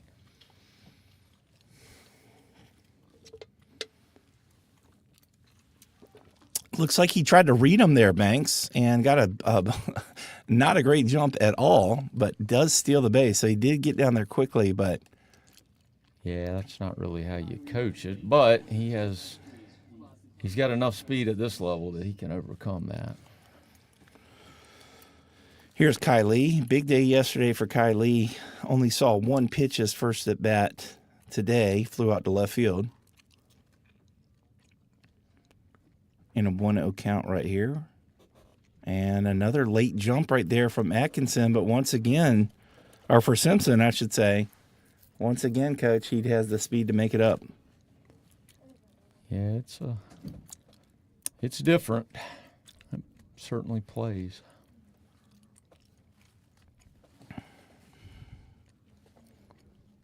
Kai Lee gets beat right there, gets jammed. Turner Scott gets his first out recorded via the field. Picked off Charlie McCrory earlier. Gets Kai Lee jammed right there with a little soft line drive to second baseman. That's going to bring up Reese Israel, who's been very competitive at the plate so far in these Palmetto games.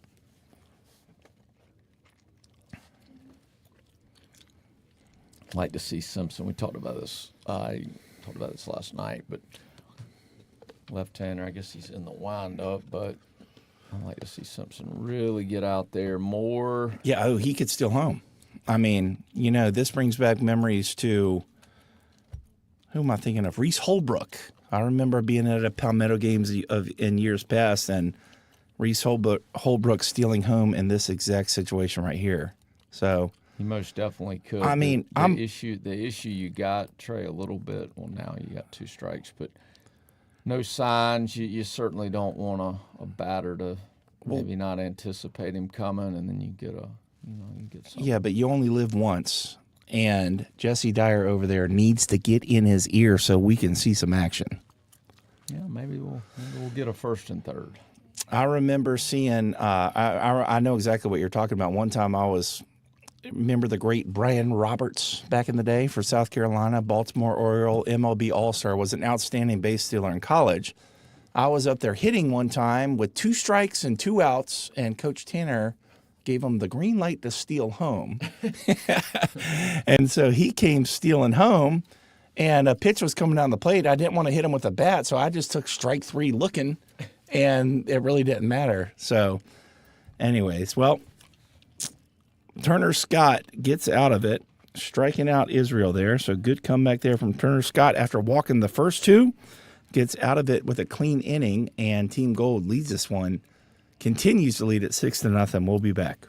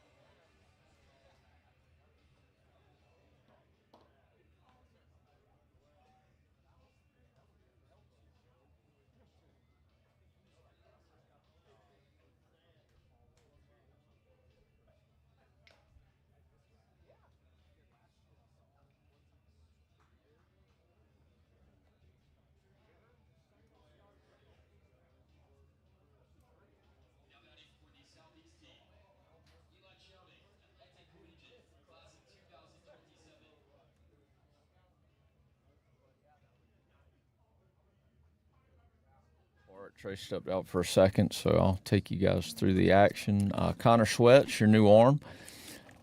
2026 two-way guy from York.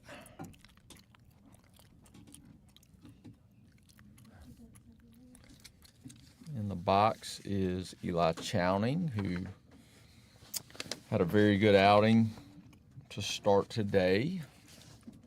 Also had a single.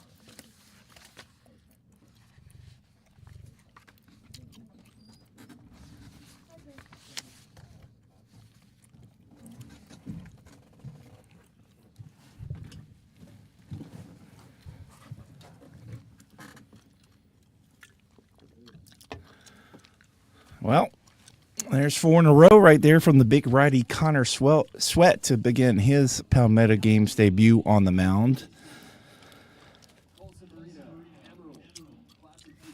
Eli Chowning with the walk. So Eli Chowning, the clear-cut favorite of MVP of Game 2. Outstanding performance on the mound to begin this game. He had an RBI base hit earlier, and he walks right there to lead off the top of the 7th.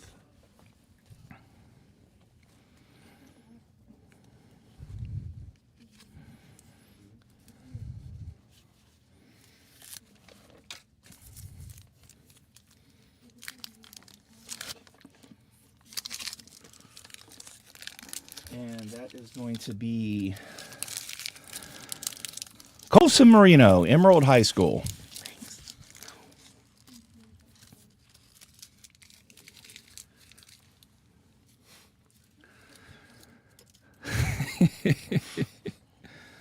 Colson Marino swings and misses, so Sweat gets on the board with a strike.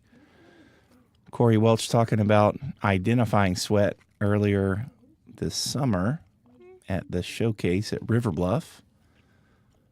He's taking some good swings here early, up to 86, 87 on the mound. Got to find the zone, though. He's thrown 7 pitches, and only one has landed in the strike zone.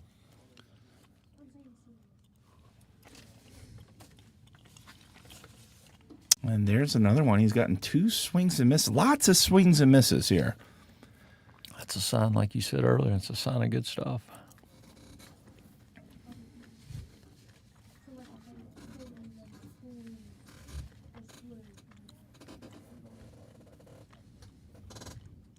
Another swing and miss. So good job by Sweat bouncing back after having a hard time finding the zone, able to get Marino on the strikeout with 3 swings and misses on those fastballs. All fastballs so far. Yeah, just elevated at top of the zone.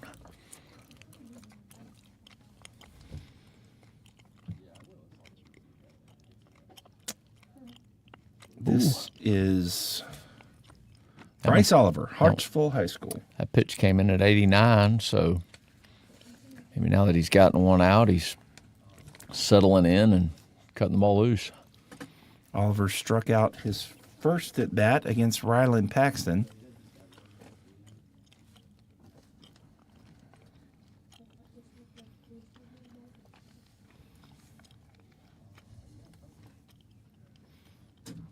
Love to see Eli Chowning add a stolen base to his stat tally in this game. He's over there at first base taking a lead. And snap throw down there from J.D. Moore, Bowling Springs, keeping him close. You can tell Sweat's had some mound time. He does a good job with his holds. Yep. That's the key to controlling the run game, is working on those hold times, mixing your looks. Appreciate it, brother. But Nice little block right there from J.D. Moore, keeping Chowning at first. I think that's the first break-in pitch we've seen from Sweat. so I think to be I'm talking about just go ahead and come down in the second out for the last inning. Yeah, we get to that inning, that last half inning. Oh, I forgot the name. Yeah, we're gonna play that last half inning and get there run down. This one's taken up out of the zone. So 3-2 count. Congrats to all the award winners from The first game today, Team Midwest, the Golden Arm Award was given to Cash Epps from Airport High School. He was outstanding. The Silver Slugger for the team, Coleman Fryer from Dutch Fork. The Gold Glove winner, Walker Godwin, River Bluff High School. And Charlie Hustle goes to Bo Height from Emerald High. As this one is taken for a ball, and Oliver will walk.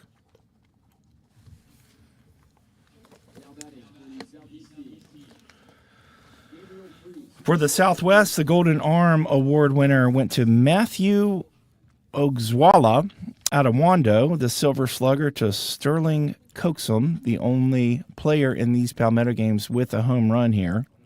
He had some good tools, didn't get any hits today, but was swinging the bat really good.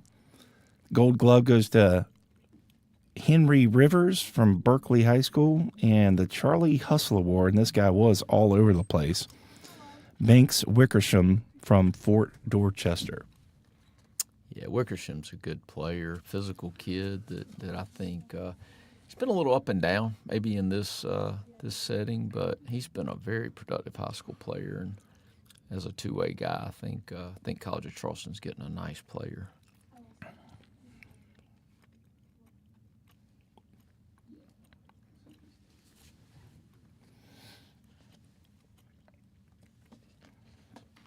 And foul ball here from Gabriel Priest, North Myrtle Beach High School.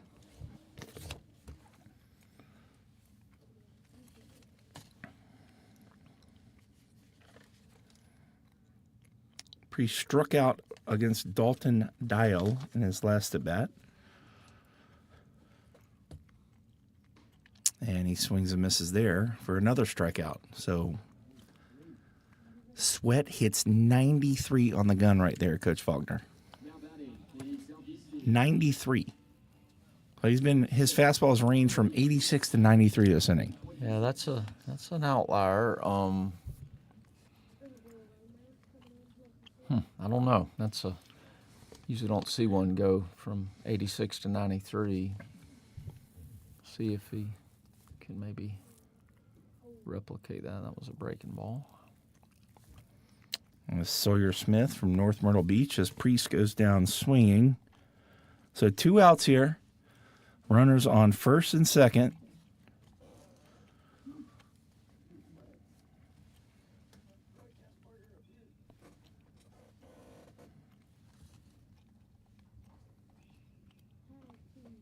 It was a good-looking pitch, whatever that was, but what did he call that, a strike? I couldn't tell. Yep, that was a good strike right there. So 1-1.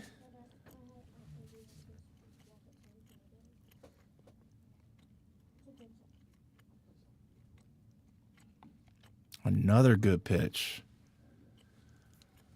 Yeah, he's last 2 pitches have been 89. Intriguing guy on the mound. That's a new name for me. Physical kid.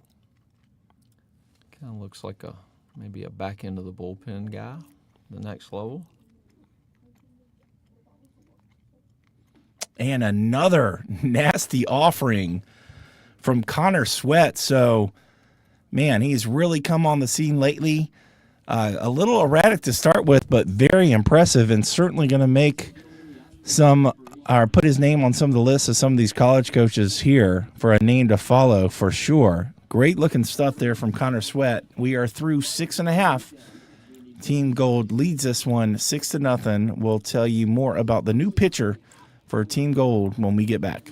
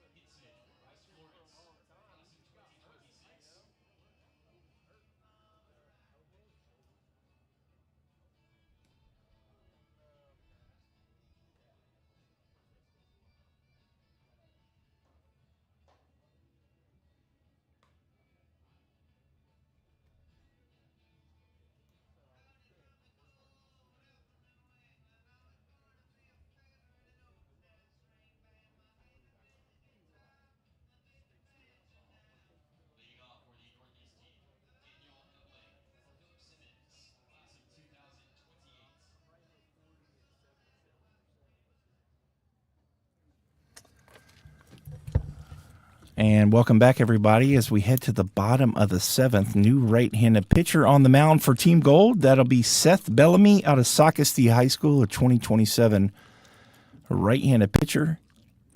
And he is throwing an 82-mile-an-hour fastball in there. Daniel Ebling at the plate. Pitch misses off the plate away.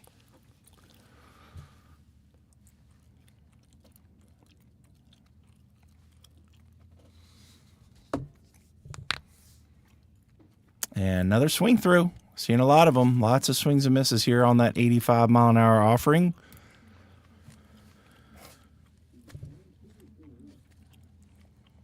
Here comes the 2-2. And that's a good little breaking ball. Froze him. Ebling goes down without much of a fight right there. Goes down swinging. So good start to the day for Seth Bellamy.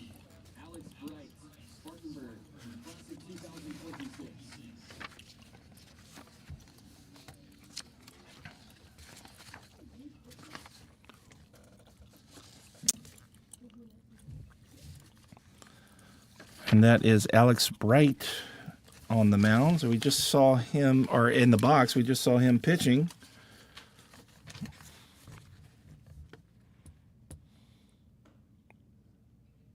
And he finds himself in a 1-1 count right here.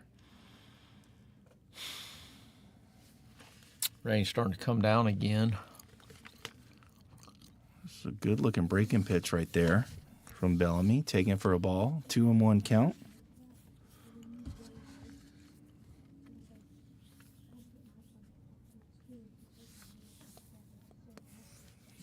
Well-located fastball to even things up at 2 apiece. 2-2.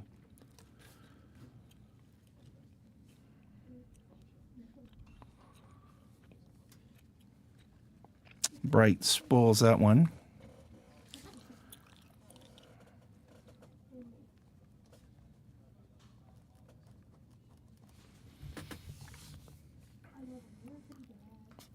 His fastball sails out of the zone, so full count here to Alex Bright. That one coming in at 86 from Seth Bellamy. Good pitch there. Going to be a chance for Newt Henson back there catching. Good play right there. On that turf, it can be tricky to read the spin. So good job by Bellamy, and a really nice play right there behind the plate from Newt Henson. West Florence, he's catching back there now.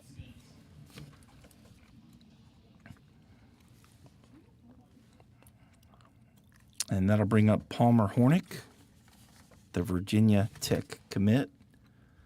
Lined out to center field earlier today. One of the hardest balls hit we've seen really all weekend. And Logan Newcomb made an outstanding play in center field to rob him of extra bases. Bellamy throws in that little breaking ball. Hornick slaps it back through the middle for a base hit for Team White. And guess what? The no-hitter is no longer, as we have a hit for Team White. They are on the board thanks to Palmer Hornick. And that's going to bring up Bo Lawrence from Christchurch. He will be going to Virginia. And he struck out earlier against Tristan Quick. Yeah, this I haven't seen this kid play much, but I know he was committed to Duke for a while, and then Duke's coach, Chris Pollard, got the Virginia job, coaching carousel in the offseason, and he followed him, I guess, now to Virginia.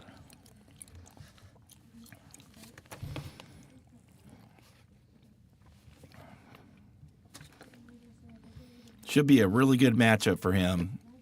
Bellamy coming in, and he throws that little breaking ball. It's going to be breaking into these left-handed batters. I like his arm action, but he does look like someone that a lefty should be able to pick up relatively easily. We'll see how Lawrence does here in this 2-0 count. There goes Hornick. This ball is taken down. Good pick and throw from Newt Henson back there, but not in time to catch the speedy Hornick. Bellamy from Socastee High School.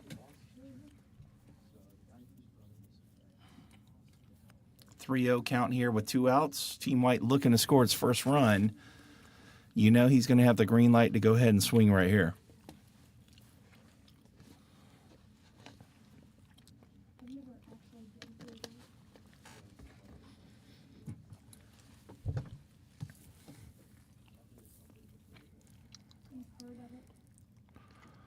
And just misses out of the zone right there. So Lowrance draws the walk, and Team White really with its first threat of the day. Runners on first and second for Cody. This is Titus Hutchins coming to the plate. I do apologize. This is Cody Branham from Central High. That's what I thought coming to the plate. He's got a chance to put Team White on the board.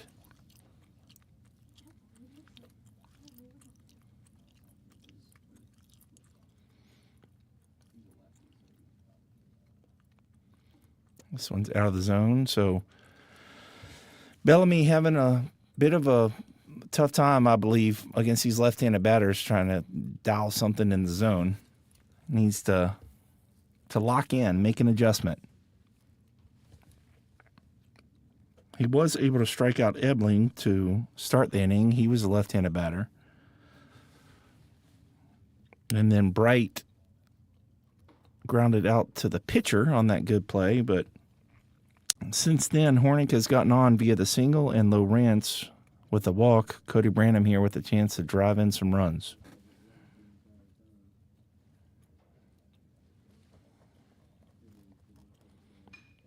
Gets in on him there, 2-0 count. And we got a little 4-6 put out right there. So good job from Bellamy getting out of trouble right there. And Team White remains scoreless through 7. We'll be back shortly.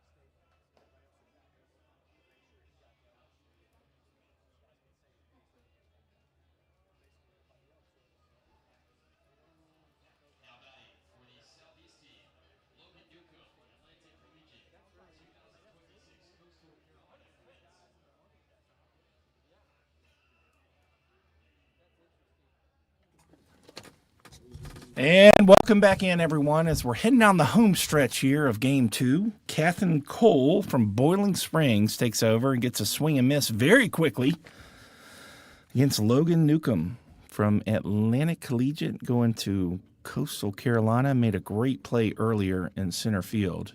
And another swing and miss. Another swing and miss. 88-mile-per-hour fastball. Cole coming out firing and attacking Logan Newcomb.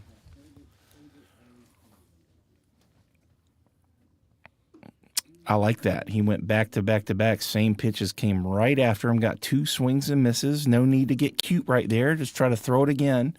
He did. Just missed up in the zone. This time he puts a little spin on it. And Newcomb looks like his batting glove came off somehow, but he was out in front of it. Did not recognize the spin on that one. Swung through it and missed, and a good strikeout here from Cole to begin his outing, getting the Coastal Carolina commit with this 3 swings and misses. And that's going to bring up A.J. Jefferson.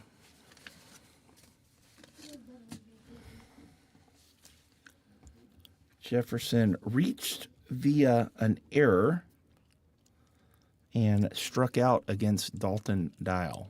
Good looking pitch right there. That looks kind of nasty. Catherine Cole, Boiling Springs. Have you seen this guy before, Banks? I have not. His older brother, Chanson Cole, was at Newberry this past year. Was excellent. That's a great little fastball right there. Yeah, got in the transfer portal. He's now at West Virginia. Okay.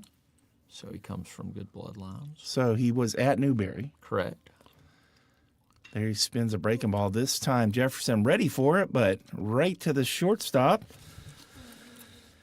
And that is States Far out there looking slick in the field, making the play. So good looking start here for Catherine Cole.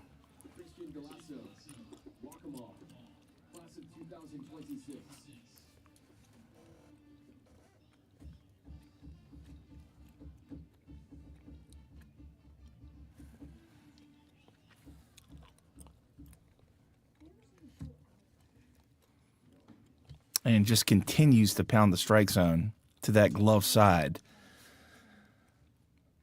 Looks like a really good fastball from Cole coming in at 88 miles an hour.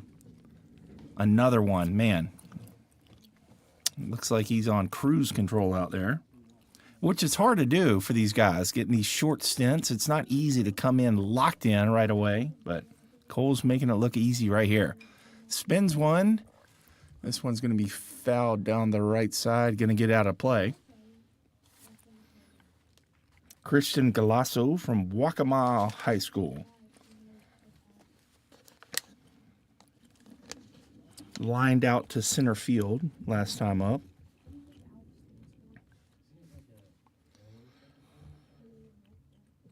And struck out in his first at bat. Good slider there. Just misses off the plate. That's a good take from Galasso. So it'll be 1-2 here. Cole can kind of pretty much do what he wants to. He's got that good glove side fastball working, a really good slider. Tough matchup here. Great pitch to end it. Cole, very impressive here in the top of the 8th to retire Team Gold in order. 2 strikeouts against some of the top hitters for Team Gold. Great job by Catherine Cole. We are through 7.5. We'll be back shortly.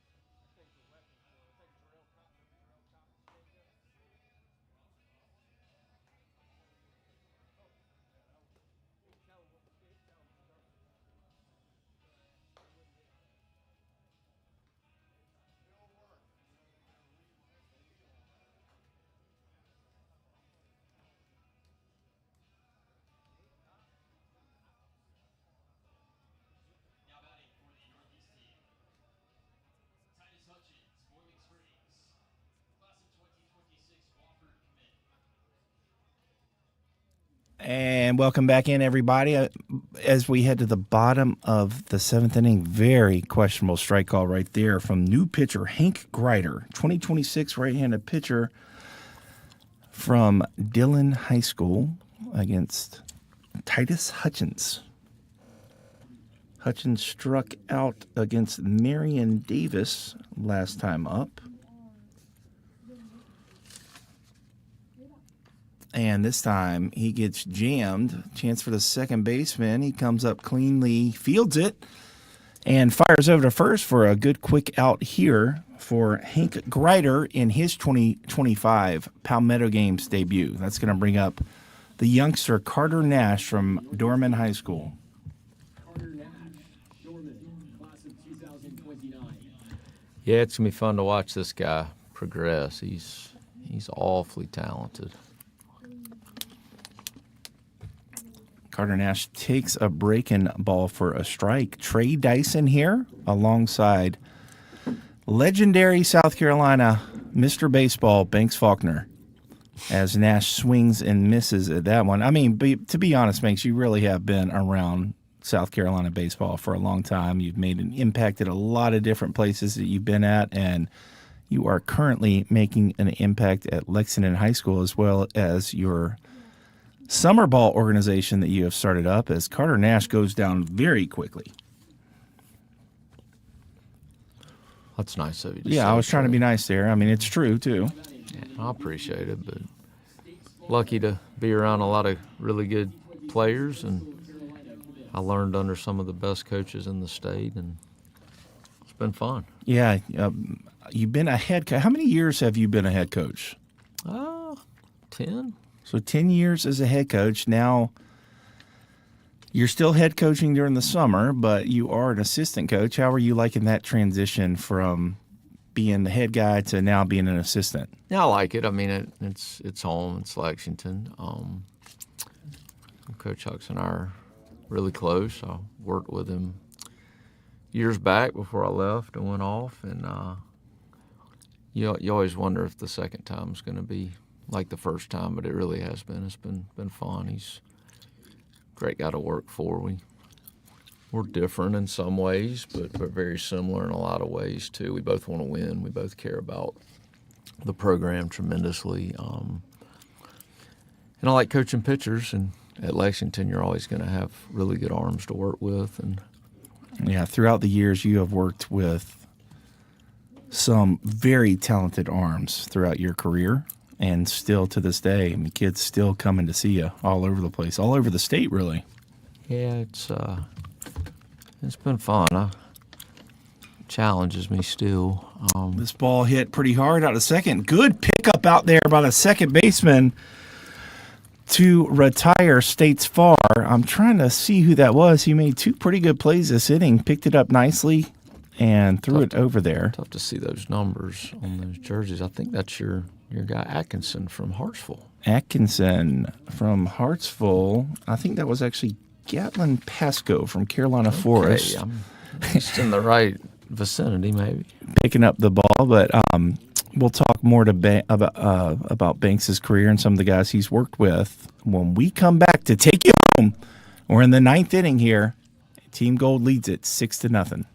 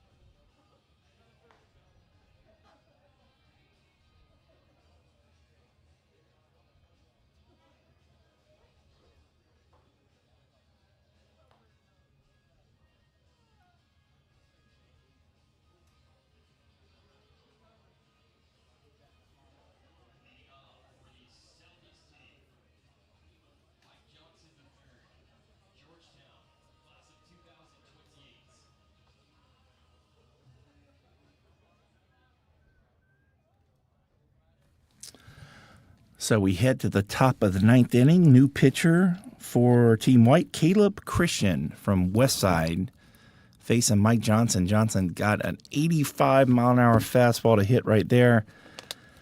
Outer half of the plate, just missed it, just fouled it back. I like Johnson's setup here. I like how he's got his hands out away from his body.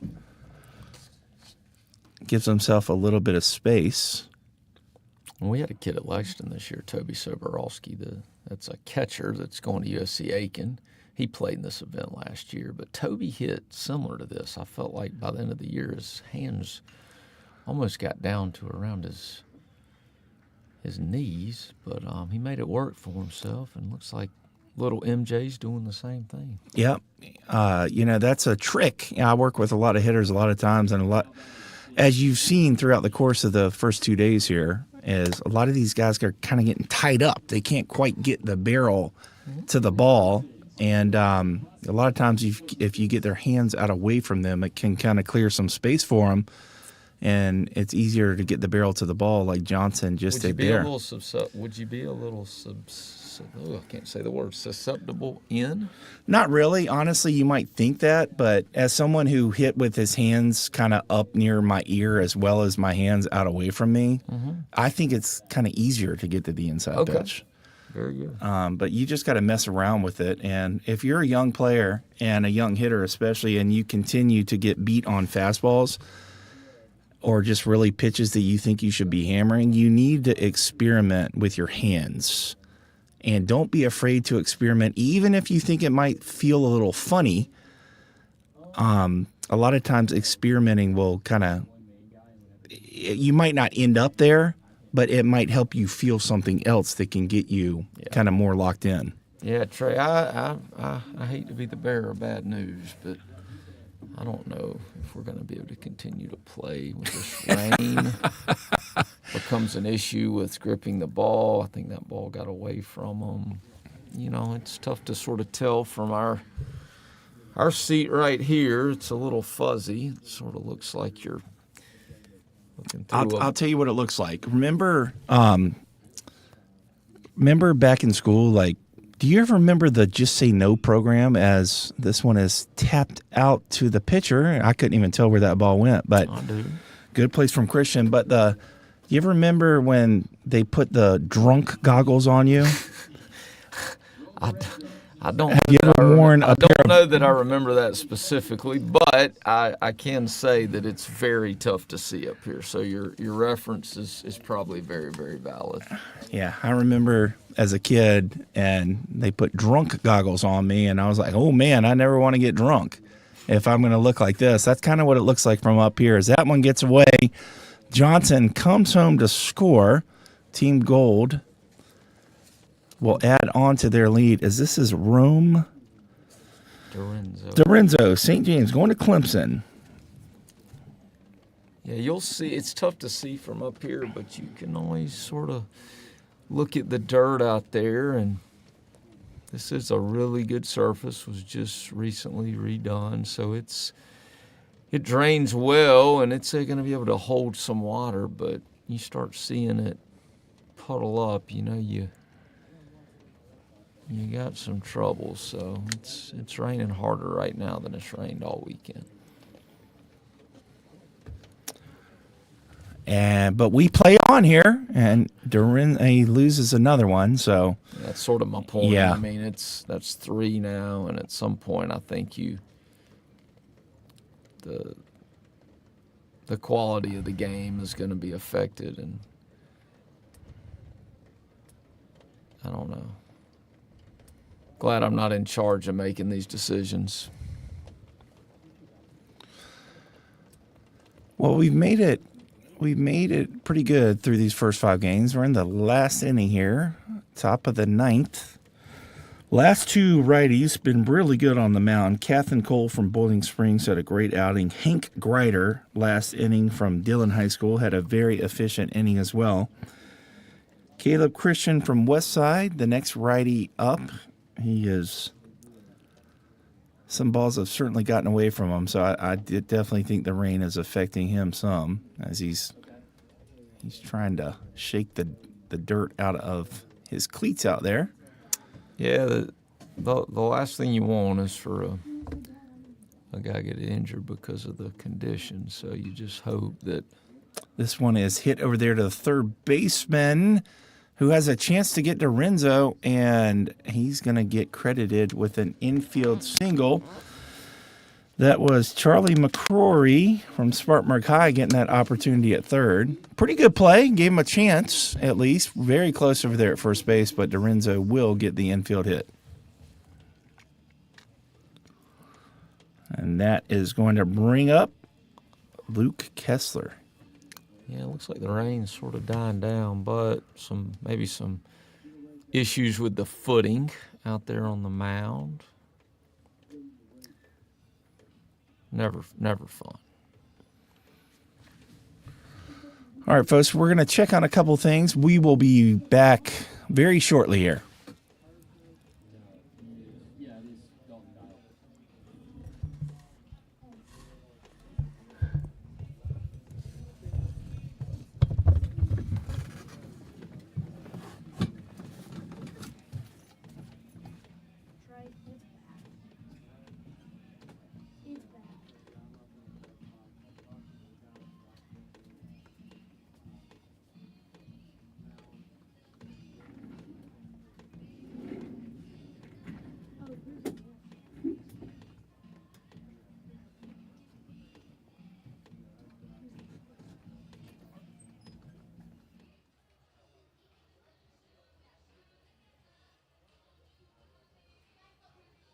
Ladies and gentlemen, we do still have concessions available for purchase at the snack stand, which is being run by Post 15's Baseball.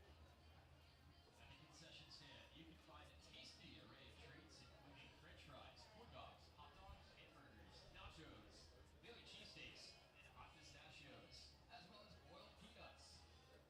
We also are offering Powerade, unsweet and sweet tea, and coffee.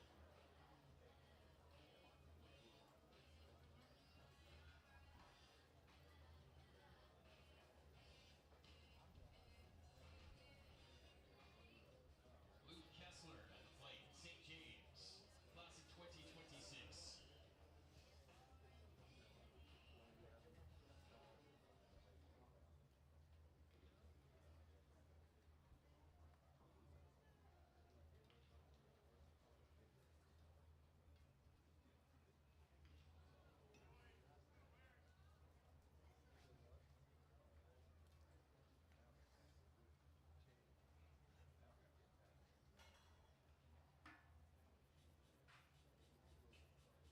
Now batting for the Southeast team, Gatlin Pasco, Carolina Forest, 2026.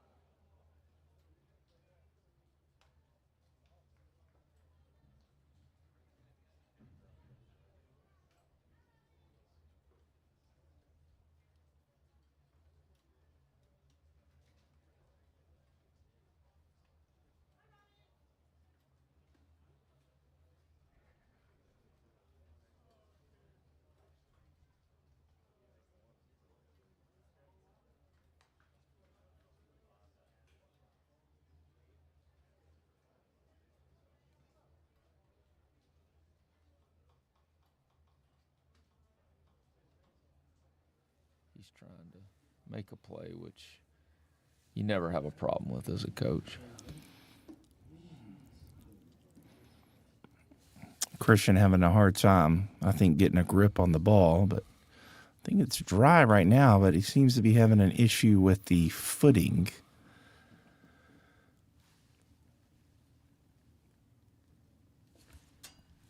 So interesting setup here. You've got turf that runs all the way around the perimeter of the field, warning track, goes all the way around, and then you have basically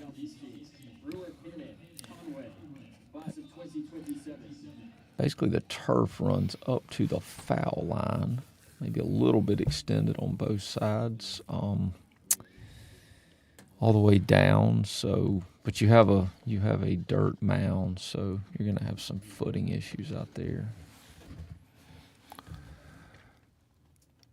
Yeah, some runners on first and second now. There's a good-looking pitch from Christian, but called a ball. Yeah, that one's out of the zone, up and in.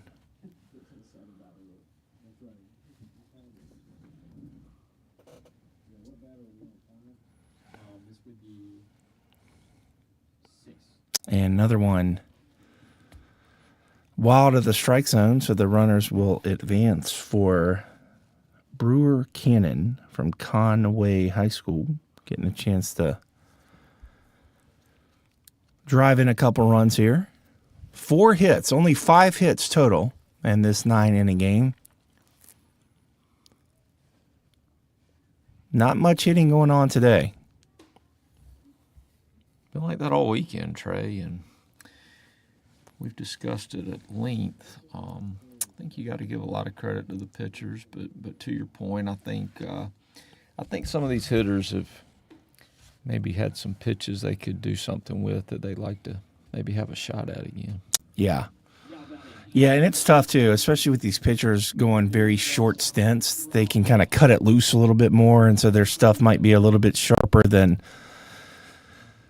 otherwise if they're pitching deeper into a game. So Anthony Strong from Sherrall comes into the box. He gets a pitch, and he doesn't miss this one. He gets the barrel right to it. Is going to drive in a couple of runs.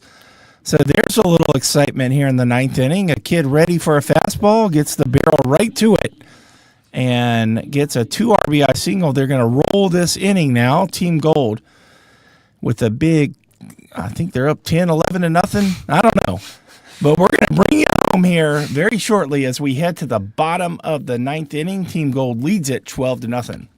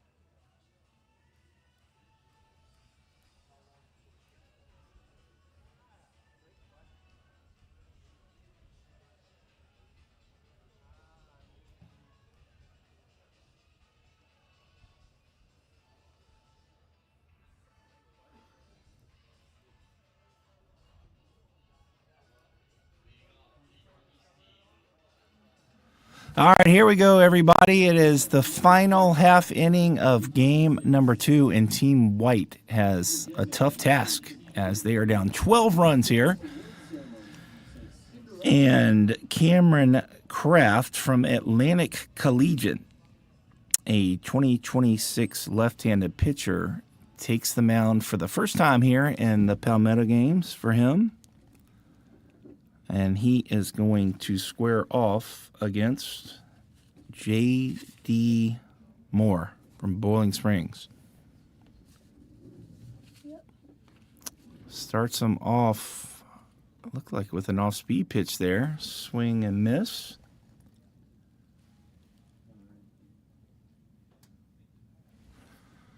Doing a little mound maintenance here. Give the pitcher something to clean off their spikes with. So 0-1 to Moore. Moore struck out his first time up against Eli Chowning, who started this game, pitched 2 really good innings, 6 up, 6 down for Chowning.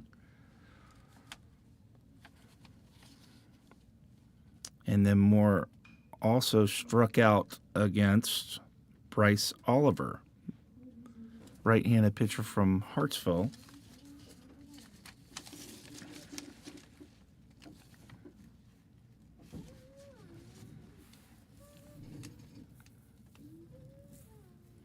And he's behind in the count right here, 0-2. This one behind him. Seen some wild pitches here in the past inning or so. Cameron Kraft, the lefty, gets ahead 0-2. That one he throws behind J.D. Moore.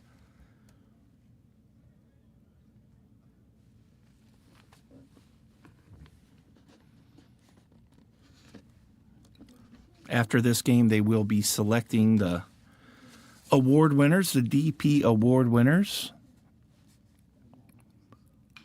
And Moore puts it in play. Third baseman makes a good read on that ball, charges it very nicely. Makes it very routine over there, but a good jump off the ball by A.J. Jefferson out of Lugoff, Elgin. Makes a nice play to help Kraft retire Moore and retire the first batter he faces.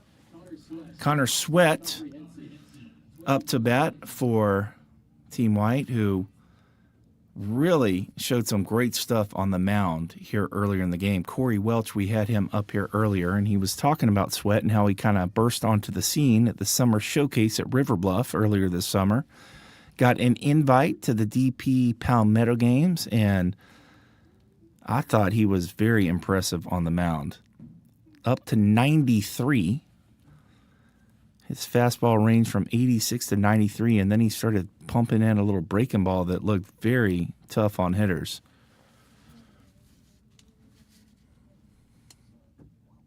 Kraft throws this one in the dirt, so Sweat is going to be up 2-0. He's been taking some big swings here, too. We'll see if he doesn't get a pitch he can handle right here and put a good swing on one.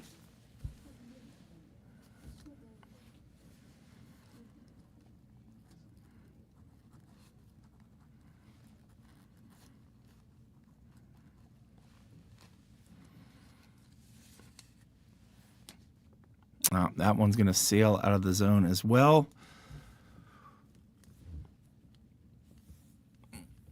84 mile per hour from Cameron Kraft.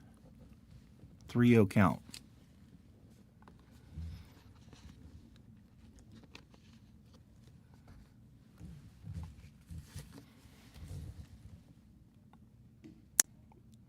This one, pretty good looking pitch, but caught a ball, and Sweat will walk.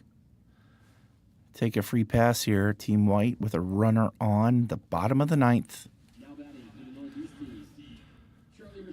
Charlie McCrory steps in. 2028 from Spartanburg High School.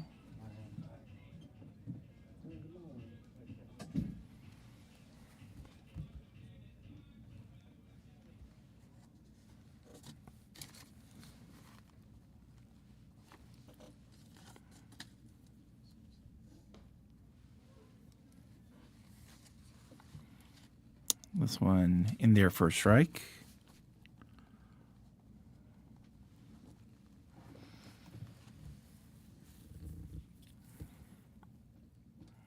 And a good little all-speed pitch there. Gets the swing and miss from McCrory. So Cameron Kraft battles back here. 0-2 count against McCrory.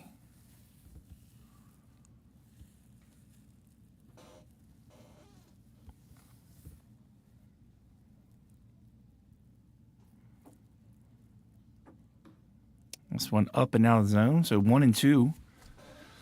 Going to have a brief intermission after this game to give out the awards: the Golden Arm, the Silver Slugger, the Gold Glove, and the Charlie Hustle Award. But then Game 3 will start very shortly after that.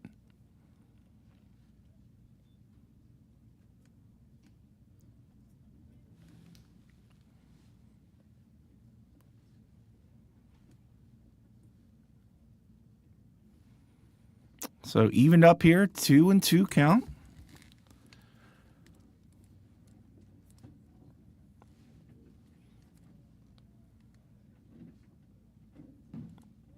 That one's going to sail to the backstop. Sweat's going to get in the scoring position.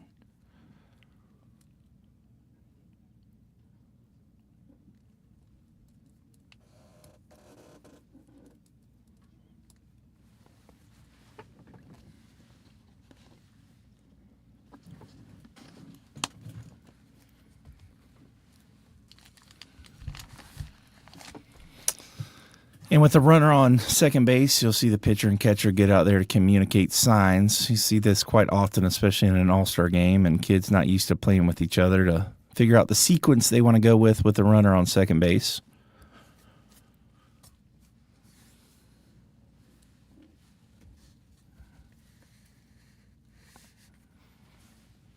That is Newt Henson catching back there from West Florence. He's made a couple good plays. This ball's hit really hard on the ground, and this time Jefferson cannot come up with it. And that'll be an error on the third baseman, but a hard hit from McCrory. Good to see a ball hit hard. And that's going to bring up Braden Simpson from Broome High School. First and third here. Simpson grounded out to third in his first at bat.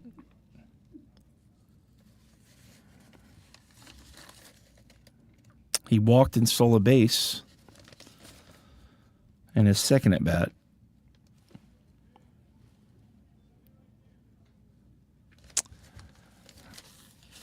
As Kraft gets ahead of him, 0-1.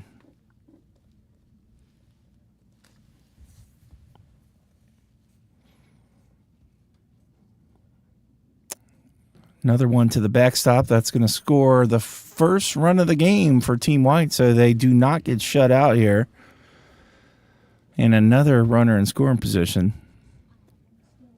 Seen some balls flying to the backstop here in the past inning. Looks like the rain is cooperating with us, though, now.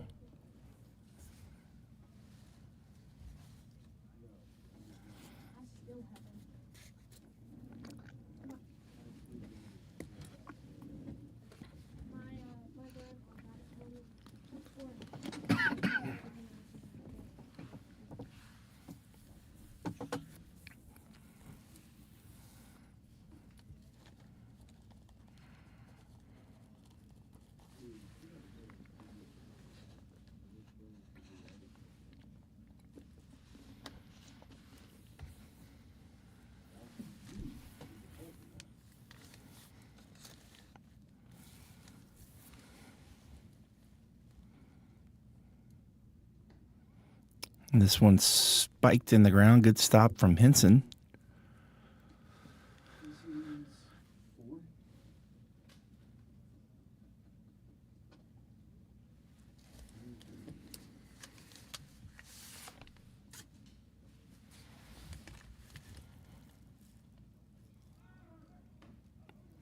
Runner goes, and he's going to make it. McCrory steals third. And Simpson's going to have a chance to drive one home. Simpson appears to be a guy who, especially against left-handed pitching, is looking to try to shoot something the other way. He hit a ball hard to third base. and is first at bat against Eli Chowning, the lefty that started this game for Team Gold. And another one to the backstop and another walk for Simpson, so he'll get on base 2 times today via the walk.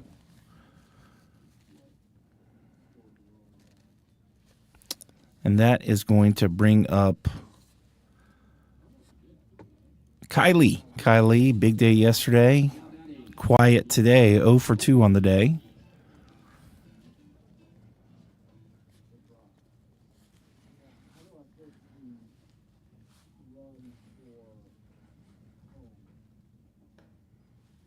Kylie, Boiling Springs. Kylie, Boiling Springs, 2027.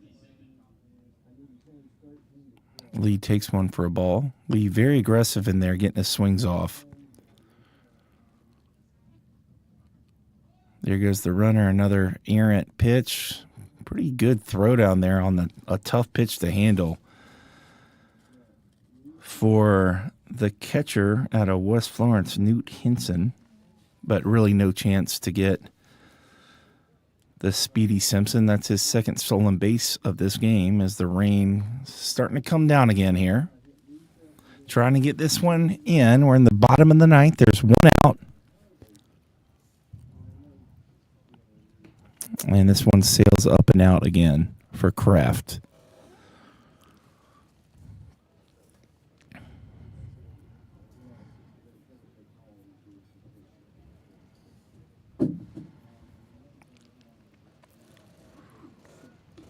And Simpson's going for another one, but this time Henson is going to gun him down at third base. As the rain comes pouring down here, Kylie draws the walk. He'll go to first base if we continue play here.